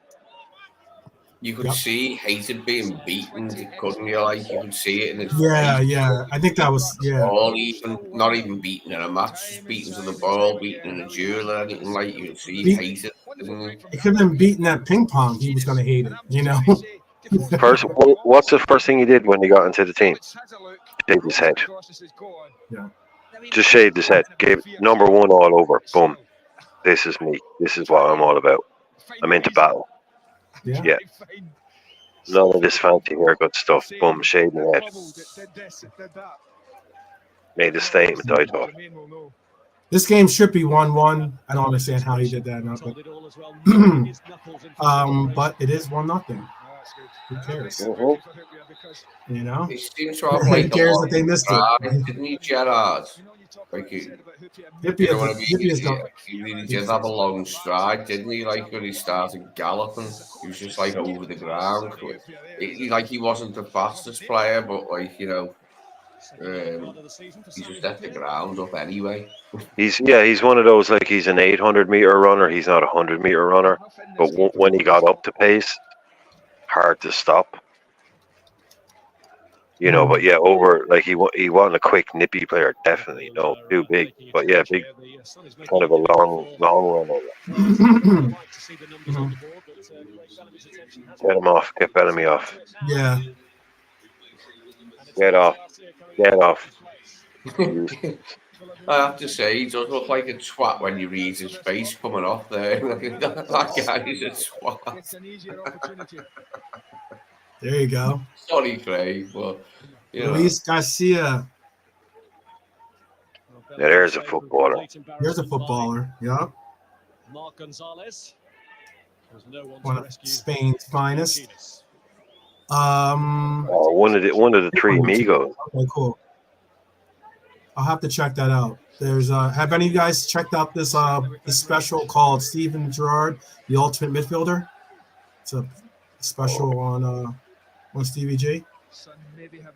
No. It's down to, yeah, there's a lot of those type of, I'm not sure exactly which one, but I've seen a couple of those type of, yeah. I don't know if it's that one. But... The particular one, though. Oh, bonkers. If we had Hippia with VVD, we would have won. We would have definitely won. We would have won a couple of titles already, for sure. Which one plays on the left, though? Which one plays on the right? Because they both played left for us as right. VVD would. Yeah, I think Virgil would be comfortable there, wouldn't he? Like, Virgil started on the right. Yeah. He started on the right, but got forced to or got made to play left. I've seen him play right side for Netherlands with Ake left side. Yeah. Yeah. He spoke on it actually. He spoke on how like when he came to Liverpool, he migrated to the left side, but originally he was a right-sided center back. Sissoko.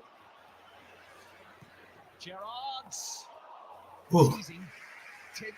Teasing cross from Gerrard. Twice there, that one and the goal. Steven Gerrard has got himself wide high up the pitch. He's caused a major problem with his. Who do you think is who would you rather see giving crosses? I know, and no red glasses affiliated with the answer. Just honest opinion. Would you rather see Steven Gerrard or would you rather see KDB? Because KDB has been now being mentioned as being, arguably in that Scholes and Lampard and Gerrard conversation. If you're looking for a cross, are you thinking Stevie G is going to deliver it, or they're both going to deliver it? But are you more likely to get a service that you want from Stevie G or from KDB? Actually, no. I was going to say Gerrard could do more types of crosses, but I've seen De Bruyne do pretty much every type of cross as well, like short ones, shallow ones, deep ones. Yeah, I've seen him do a lot, but I still prefer Gerrard. Like Gerrard just had that extra bit more, I think, as a midfielder. He could do more stuff.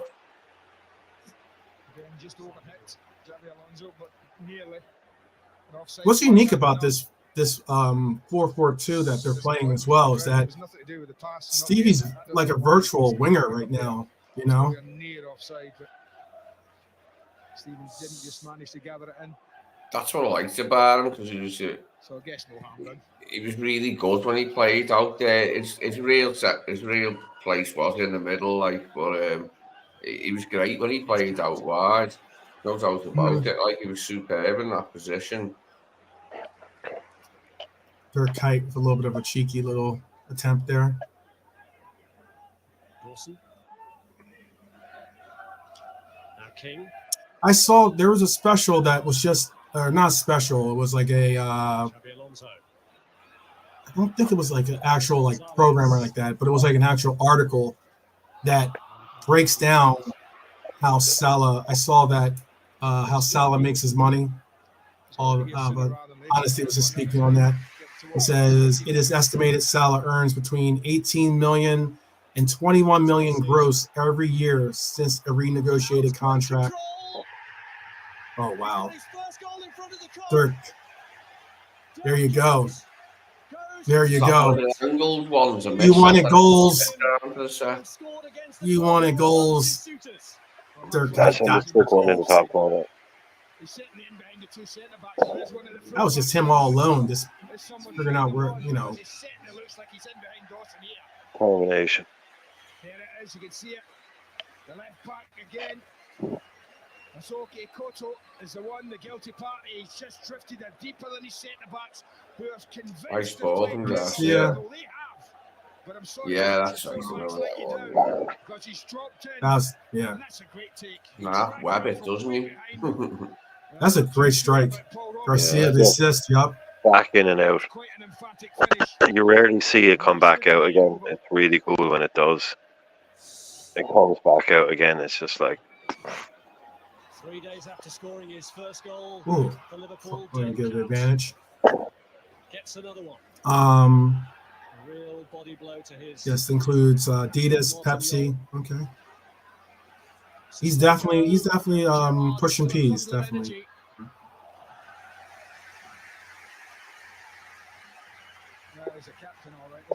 That was a classic team goal for sure, Jimmy. That was.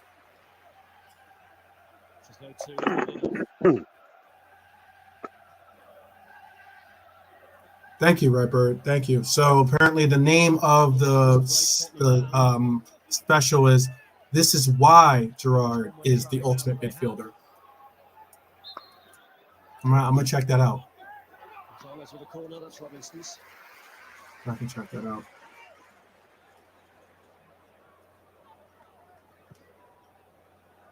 Robinson. I don't remember Robinson as a being a good goalkeeper or not. For Spurs? he was Yeah, decent. he's not special. He wasn't anything special. Like, Well, he's good. He was good enough to have a Premier career and play for England, but he was always one of those B tier goalkeepers. Mm-hmm. But I can't remember who was the other England goalies at that point, because he did play for England, but as I remember it, like, he was never number one. I think he played a couple of like crummy friendlies or something as number one. But like, Lee, do you remember him? You'll remember him now. There's a back pass, and he puts his foot up to take it. I think it's in a game against Serbia, Croatia, or something. And he's playing for England, and he's in goal. Someone passes the ball back to him, and he puts his foot up to trap it. The ball goes under his foot, goes in for an OG. Yeah. Remember that? Yeah. Remember that? Yeah, I think that kind of finished his England career. That was him. He was around like. That's when they had like Scott Carson and Robinson and all these like randomers. Who would have been coming? Even Joe Hart would have been not that early, but Christ, who was number one then? Mm-hmm. So Mark Gonzalez is going to be taken off here. It was David Stevens. I think it was David He was Stevens. right towards the end. Yeah, that's right at the end. Yeah, it's right at the end of Siemens. Fabio is going to be joining us now. He went on for ages, didn't he, Steven? Here we go. Fabio. Yeah. Here we go. One of the greatest footballers ever to lace up a pair of boots. There you go. I mean, your first name is Fabio. You're going to have to be fabulous. Yeah, I mean, that goal, the free kick he scored against United was amazing, but the free kick he scored against Chelsea was even better. Yeah. The free kick Aurelio scores against, because he's like 35 yards out, and they put up a little 2-man wall, and he just sees like, well, I can just kick it into the bottom corner, and he just does. And everyone's just looking at him going, yeah.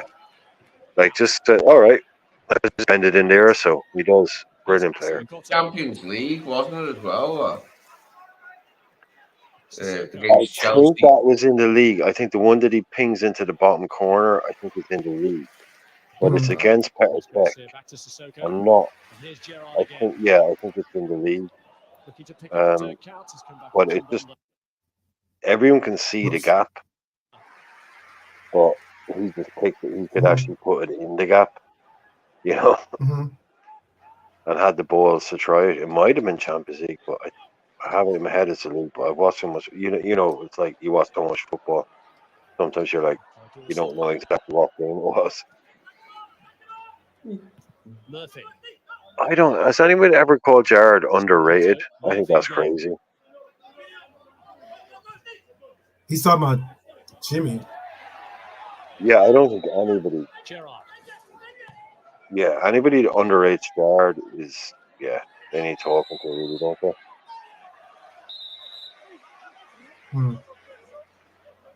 Like even United fans. Well, I thought maybe they meant Jimmy Gerard. Jimmy Gerard is underrated.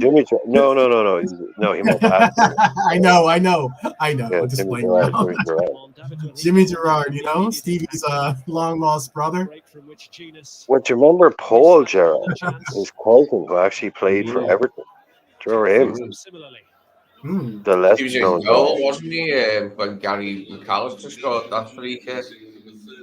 Paul Gerrard. No, that's a different Gerrard. His Stevie's cousin was centre half. Ah, right.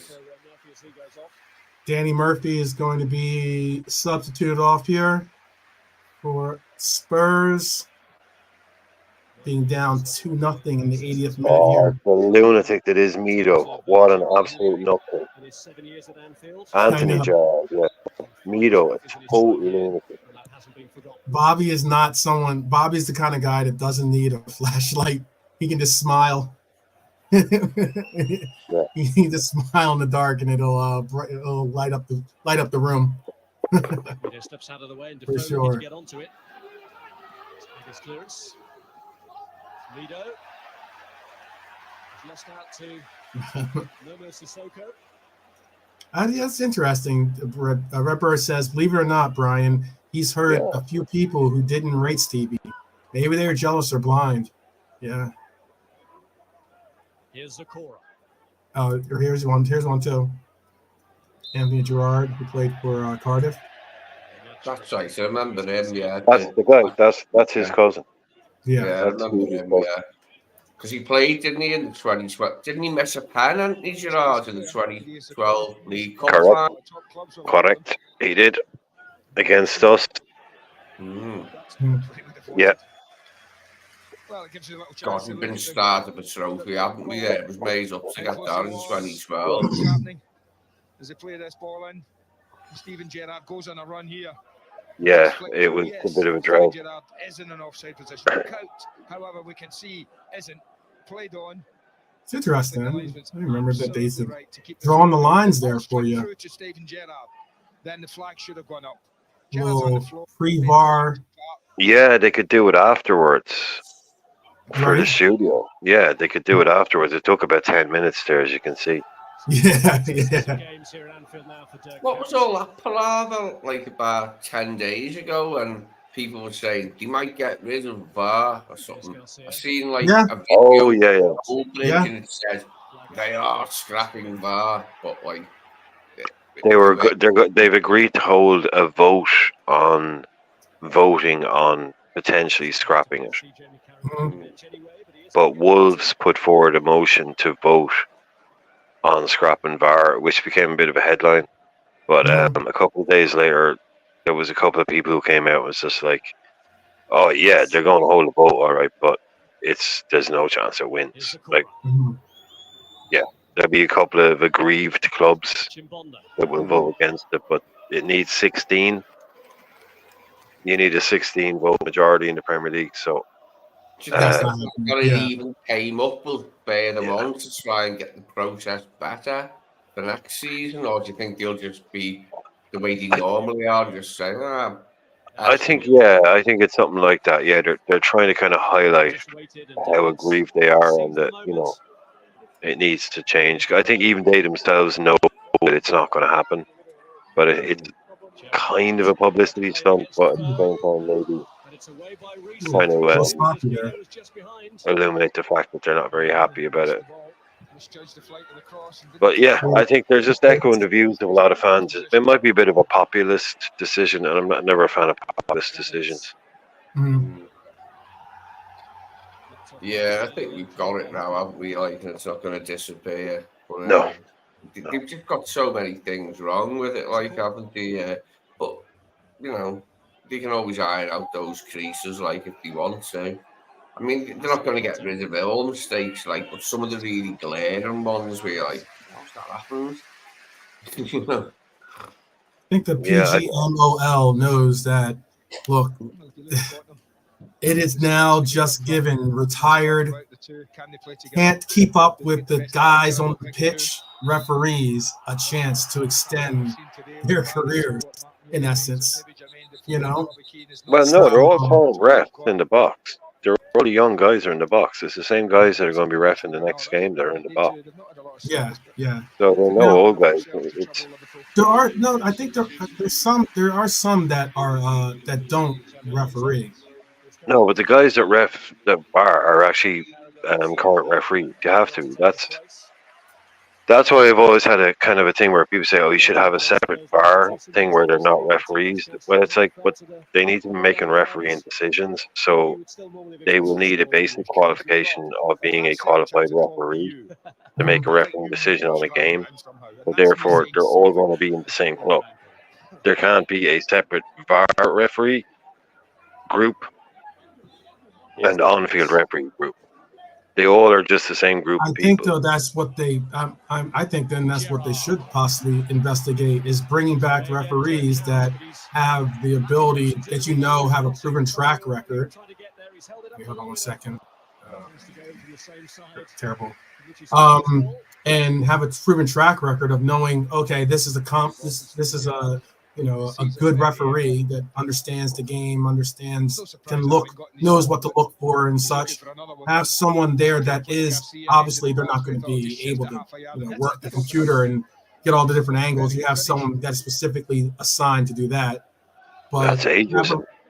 Have a referee that you actually can put some trust isn't going to, yeah, but who are all these guys that people think exist? They don't exist. Yeah. They don't trust the referee. Just because some guy retired, like if that guy that you hated retired tomorrow, does he all of a sudden become? I just think people need to get over the fact that referees are referees and everything will go away. That people just can't get over referees making mistakes and getting things wrong. It's always going to happen. Always has happened. But this whole thing where you spend 5 minutes to look at video and still get shit wrong, then you've taken, like I keep saying, at the moment it's a net negative. People waiting 5 minutes to, can we celebrate a goal? Players not celebrating, standing there looking for a camera, looking for a call. It's just like, yeah, it's taken away a lot of it.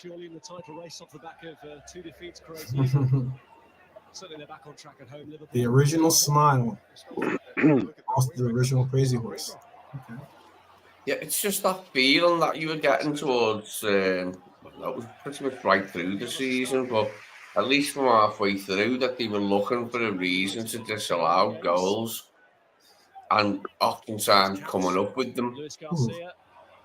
They have to kind of prove that they're worth having. I suppose, isn't it? They have to prove that, look, we spotted something he didn't spot, so it's worth using. I think that's part of it. Zakora. He's made a run along the line, but it doesn't reach Mido. I don't mind without VAR. A lot of what Klopp wanted to have happen with his system would not have been possible, in my opinion. That's the offside calls, yeah. Yeah, that offside calls. If we weren't reliant on them on knowing that they were going to most likely, 90-some percentile, get it right in our favor, then that made a big difference in us holding a high line. I know some people out there, in the chat especially, aren't really bullish on the high line, but considering we were, heavy metal pressing, always going forward, it was going to require us to have a high line to keep that press and keep the pressure up on other teams. So Klopp even referenced that himself. He said, someone was asking me, this new high line thing. He's like, yeah, well, we wouldn't have been doing it without these new cameras because, we can do it now because they'll spot it. Mm-hmm. And this is one of the reasons I always have a go at Jermaine Defoe or Jermaine Genius, because he was on a Match of the Day and they did a big thing about how Klopp's high line is suicide, blah, blah, blah, blah, blah, and showing all these examples of how it didn't work. Mm-hmm. And 3 of the examples that they showed were offside. Offsides. One of the examples that Jermaine Genius highlighted was a goal. And it's like, yeah, look what happens. And it's like, yeah, but that was offside. And he's like, yeah, but if that hadn't been offside, that would have been a goal. It's like, yeah, but it was offside. By the way, that goal alone was one of the reasons why I wanted to play this game. Yeah, I know. That goal. If Robbo had that kind of shot on him, dude, you need to stop comparing this guy to Robbo. You really need to stop comparing Risa to Robbo. No, it's not fair. It's not fair. I said he had that shot on him. Yeah, he doesn't. He doesn't. He's not Risa. Risa is a freak of a player. You need to stop comparing Risa to Robbo. Robbo can't do that. Okay. No, not when you see that. Not when you see that. That makes you think. It just makes you think, because I would love to see Robbo score some goals. He's got it in his wheelhouse. I know he trains on it. Why do you want Robbo to be able to do what Risa did? Risa was known as like having one of the best left feet of all time. Robbo can't do that, man. There's loads of players who can't. I would go so far as to say, like, I watched so many of these older games now recently where we started Risa on the left wing. Yeah. I'm going to go out there and say, well, Risa is better than fucking Diaz. A better left winger than Diaz. Because he played more games for us at left wing than he did when, like, Risa's if not Diaz better, could finish. not a better left wing than yeah, Diaz. but if Diaz could finish like Risa would. Wait, hold on. You need to stop comparing Risa to Diaz. I've only just started. If you're going to keep going with the poor Robbo, Robbo's whole career is getting thrown under the bus because he can't finish like Risa can. No, I didn't. Oh, what I was going to finish saying is, I was going to give you props in the saying that if Robbo had the kind of shot that Risa has, he would be easily 150 million, 200 million pound, like, market value left back. He's still a very high market value left back. I'm just saying that that's just one aspect of his game that he could improve on. And if he could improve on, and we could do our Frankenstein and be able to take parts of other players and incorporate it into other people's games, that's one of the parts I would do, is give. I just think you should move your camera to the right so we can see your Risa shrine in the corner. With all the Risa pictures everywhere. I think this is what's going on. Poor Robbo. Yeah, look, like the lads are saying. I mean, he hit missiles, I didn't want to bring up the Alan Smith things, so we won't. But there's very few. Like, I can't really think of many players in the Premier League. Forget playing for us, that actually can hit a ball as hard as he could. It is like there's not many. Like, literally, there aren't many. It was weird. Like, he could hit the way he just hit the ball. It was always just clean. Yeah. But the power, like, he never tried to place anything. It was always just pure. Like, it was what's his name? It was even Drago stuff all the time. It was just like pure 150% power. Hit it. But yeah, the thing with Alan Smith, that was a bit unfortunate. That was unfortunate. and some of the stuff that came out afterwards. But Sissoko. yeah, I don't think we've had anyone. It's Dirk Kuyt looking to finish it off. Luis Garcia might. Well, Chimbonda stopped him, and there goes the full-time whistle. That's it. That is a wrap. Yeah, that Lisa goal's brilliant. Just using the defender there. Just nails it, didn't he? It was a beauty. That was a beauty. Oh, his goals really dirty. Yeah, cry more, Janice. You little prick.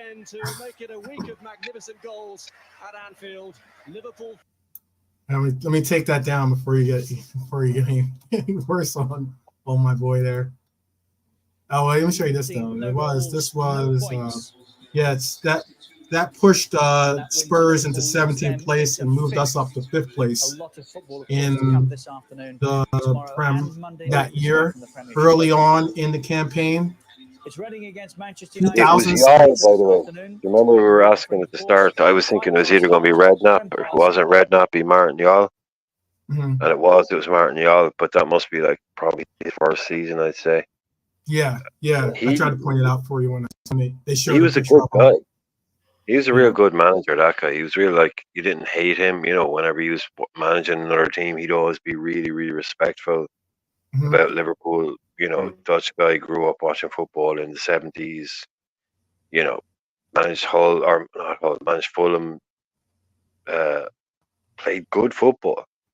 Yeah. Just played good Dutch football, came in, really a bit of a character, but that was a half decent Spurs team. It wasn't a good Spurs team. It was a kind of a half, and it's not that, Jesus, I'm sorry, like the best will in the world. Dirk Kuyt and Craig Bellamy is shite. Yeah, that was where we went. That's where we struggled. Yeah, that front line, to have a front line of Bellamy and I mean, like, I love Dirk Kuyt, but I mean, like, let's give it 100. It's not a partnership, that is it. That's not a partnership, really. No. It's going to run the balls off it. It's going to run the balls off everybody. It's hard working. Yeah. Definitely. Yeah. And then, like, I'm trying to. Crouch was on the bench, but even that isn't exactly, I love most Crouch. Intimidating front two. Yeah, I love Crouch. I like Crouch, but I'm sorry, I don't like watching him play. I am that snobby. I know he was better than everyone. That I know he was really good. But I just don't like watching him play football, especially for a Liverpool team that, he is not a great watch. Some of those goals he scored, it was ridiculous. Those bicycle kick goals and shit that he scored. But actually watching him in a lot of games, it's just like, we're really just trying to hit the big man here. It was kind of painful to watch a lot of it. Yeah. But, I love Crouch. Crouch, obviously great. Well done, but he was what we needed at the time, wasn't he? Like you said, it weren't great to see. Like, was it? Having a player that tall up front, like as good as he was, and he wasn't just a thing, but it was, he was never a great watch, really. Yeah, he was. You gotta give it up though for his robot celebrations. I thought those were always good. Man. Good game though. Good game. All the same. Took a little while for them to get another second half LFC there a little bit to get up and firing. Yeah. But yeah, who was your man of the match? Oh, Not going from what who actually won the man of the match, but I'm just asking who was your man of the match. Gerrard looked busy. I know it's an obvious thing to say, like, but Gerrard looked really busy, didn't he? He was all over the pitch, and he was, yeah. In what we saw there, wasn't he? Yeah. Irishman? Yeah, Dirk out maybe. Good game.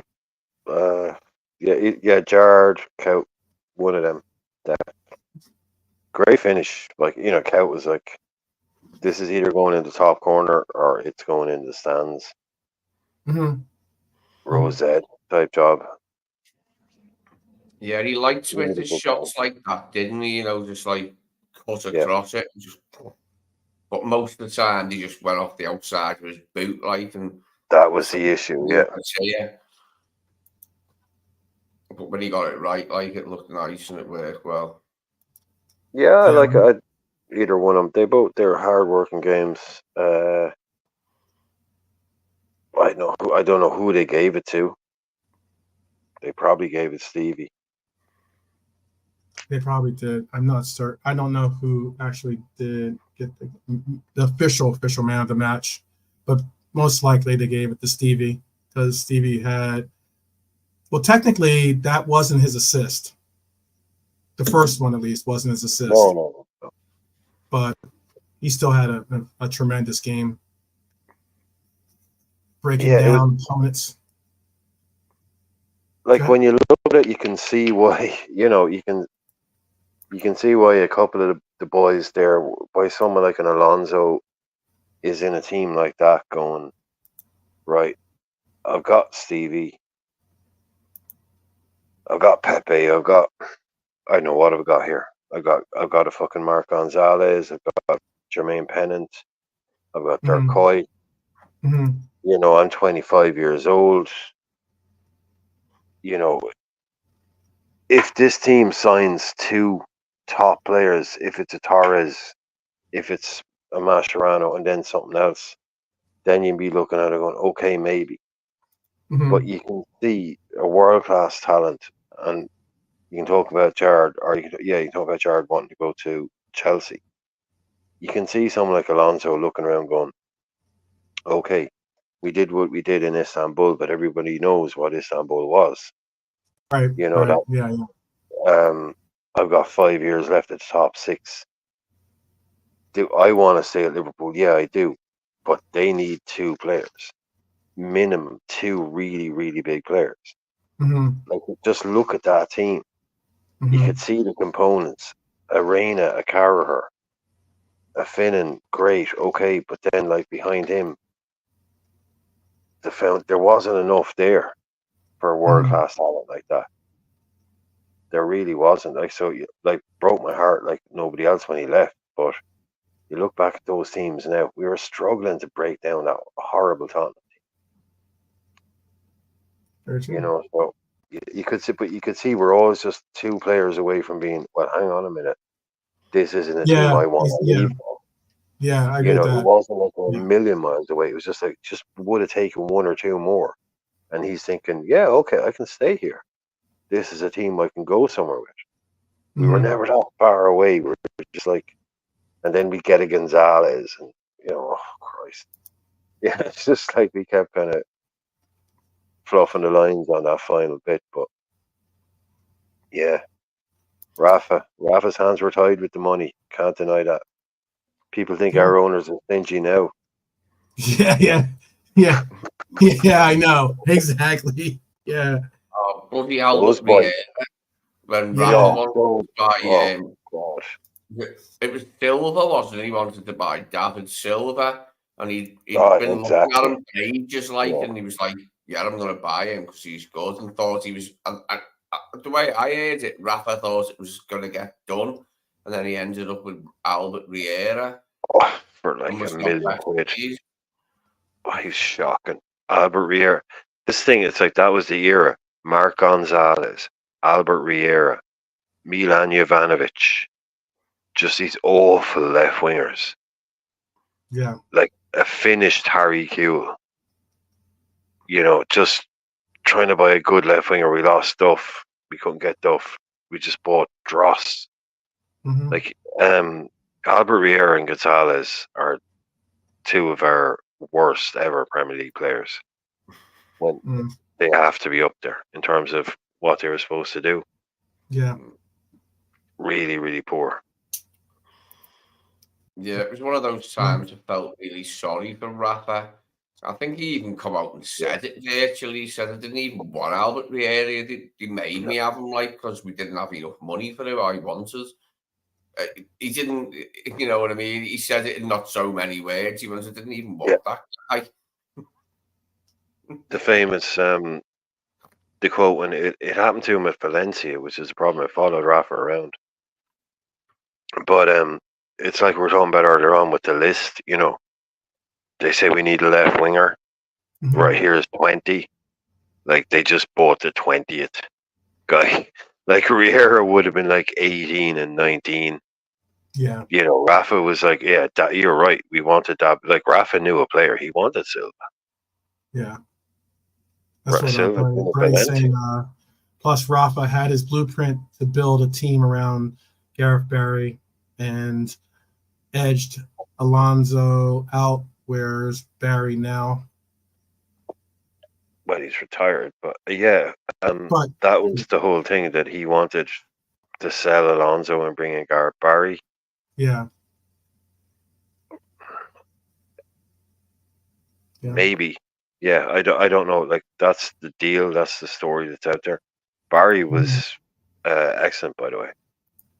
You know, nobody wanted Barry over Alonso, but I think Rafa knew that maybe there was something going on there. And that is why Alonso left. But he also left because of all the things I'm saying. Is that the team around him, I'm sorry, it wasn't just because Rafa wanted Barry. Real Madrid wanted Alonso. You know, it was his career, so it was obviously a step up, an immediate step up, and an obvious one. So he won everything there, and then goes on to Bayern Munich and does it all again. He wasn't going to win those trophies at Liverpool. Just wasn't going to happen for him. So it wasn't all about Rafa wanting Barry. I don't think. I think Rafa knew that Alonso wanted out. Yeah, but it doesn't help. That's one thing, though. No, Doesn't but it's help. all out there. Oh, wasn't he as a defensive midfielder in the Prem? And he kept going for ages, didn't he? He really was a good defensive midfielder, Gareth Barry. Yeah, he was. He would have been fine, but he wouldn't have been an Alonso. But look, Rafa wanted to be ruthless. Rafa has always been ruthless. You know, if he hadn't bought Barry, Alonso, I think, still would have left for Madrid if the Barry thing hadn't happened. So he was Alonso was too good to be in a Liverpool team that wasn't challenging for titles, which we weren't. You know, that's really the simple facts of it at the time. And he's not Scouse, he's not English, he's Spanish. Biggest Spanish club in the world, biggest club in the world comes calling. That's what you do. Yeah. So again, but you look back at some of those subs that we had, some of those guys, it just shows you where we are now. You know, the level of our squad is so much higher than, especially that kind of period there, where we're buying dross to kind of fill in the bits and pieces and taking the second and third best. Like I'm talking about the likes of Gonzalez. Klopp came in with a bit more. No more buying this number 10 guy on the list. We go for the main men, or else we stick. Work sometimes, doesn't work every time, but yeah, enough of buying the dross. Yeah. Maybe, Bernie, maybe that had something in it too. Oh man. So really appreciate you guys showing up and hopping in the DeLorean with us to go back in time, as we said. Give a little give a little 3-0 beatdown on the Spurs. It's always fun to watch. And 2006. So we've gone to 2008. We've gone to 2007. We've gone to 2006 now. I don't know. We might be dialing up the dial in the DeLorean to the 2010 decade for our next Thursday run through, and that game is going to be a fun game to watch. I do know which game it's going to be, but I'll leave it as a teaser. Oh, okay. I do know which game it's going to be because I've been looking for. I'm trying to get the games with the better quality. I know today's was a little bit choppy, but I'll make sure that that's all fine tuned and smoothed out for the next ride that we do back in time. Is there something that you want to speak on before we bounce out? Is there anything that you guys want to talk about before we bounce out here? Lee, do you have something you want to say to the people? No, I'm good. Just say thanks to everyone for the stuff and that, like the questions and comments. As I said, I can only see what you put up on the screen, but I can hear what you're saying as well, like about what people are saying and what the gist of what they're saying is and that. And just thanks everyone, Yeah. I'll put up. I'll just read it. Like I know sometimes you guys are on your phones and stuff, so so I'll just like read because I know sometimes you see all of the chat. Irishman, what do you have to say to the people before we allow for them to go on to their final destinations? Do all the YouTube things, like and subscribe if you aren't already subscribed. But definitely, like, I'm really bad at asking for like things and that. But anyway, it is what it is. But yeah, I just can't bring myself to do, like, subscribe, yada yada yada. But I'm sure everyone did. So a lot of next time. Yeah. Next time, if you like 12th Man says, if you don't have the notifications on, there will be a show every night, pretty much. This time, every night there'll be a show on. So if you don't get a bell or a ping, just make sure to check in case you're free at 7:00, because there usually be something happening. Yep.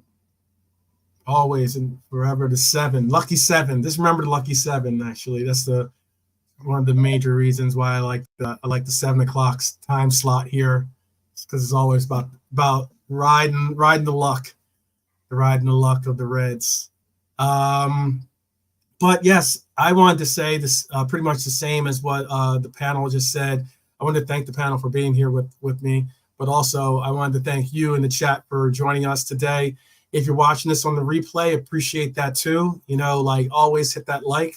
We don't push the whole hit the like, do the comment thing, but if you can like, subscribe, share, do all those, all the YT bells and whistles.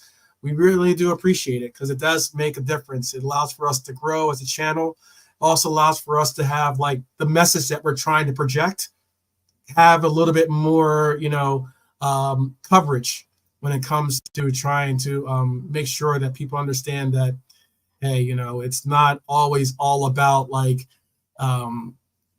fighting and bickering and all the other BS stuff, bringing down the team and bringing down the players. Sometimes like it's kind of cool to be around people that love this team, love the fact that they have people around them that love this team as well, as much as they do. And you just want to have an environment to speak on whatever is in your mind, whether it's constructive criticism or whether it's praise, whatever it is, this is the channel and this is the forum to do it. So appreciate each and every one of you guys. And we will be back tomorrow. And we do have some really cool shows coming up. We have we're going to be doing, like I said, we're going to do some Euros. We're going to do some of the Copa America matches. We also have some specific shows that we're going to do, like some specialty shows where we're going to do like the Mount Rushmore show. We're definitely going to do that in the sense of like kind of putting it in there, because I know just recently it's a show that I've wanted to do for a while now, which is but I was waiting for the end of Jurgen Klopp's career to finally come to the end here. And I also know that Jamie Carragher had a comment that got a lot of pushback, apparently. Not a lot, but some pushback from the Gooners. And when he mentioned that he thought that Jurgen Klopp was a better coach or a more accomplished coach than Wenger. So it's kind of like I want to definitely try to project a forum for us to kind of talk and see who makes our Mount Rushmore of Premier League coaches. So it's going to be that should be a fun episode. We got a bunch of good stuff for the summer. So basically, you know, I know I've seen a lot of other channels kind of like dial it down because the games aren't available, or because like we don't have that many. You know, I'm not going to do a speculation thing where every name that gets thrown out there is being speculated to be a Liverpool next transfer. I'm not looking to do that kind of coverage. More so, I want to do coverage that is going to entice you enough to bring your A game to it. So we'll have a couple Quizmaster games and everything else. It's going to be a fun summer, basically. So with all that said, I appreciate each and every one of you once again. And I wanted to say, if anything, you know, take care of yourselves. Continue to focus on maintaining your own health, mental and physical, and also taking care of your loved ones so that you can keep the reciprocal circle going on, where, you know, we make sure to mind each other's health and make sure that we're here to be a part of this big thing called the world. And also, last but not least, I'd always say, as always, up the Reds. Up the Reds. Cheers, guys. I love like no other, Liverpool FC. Yes. Big up.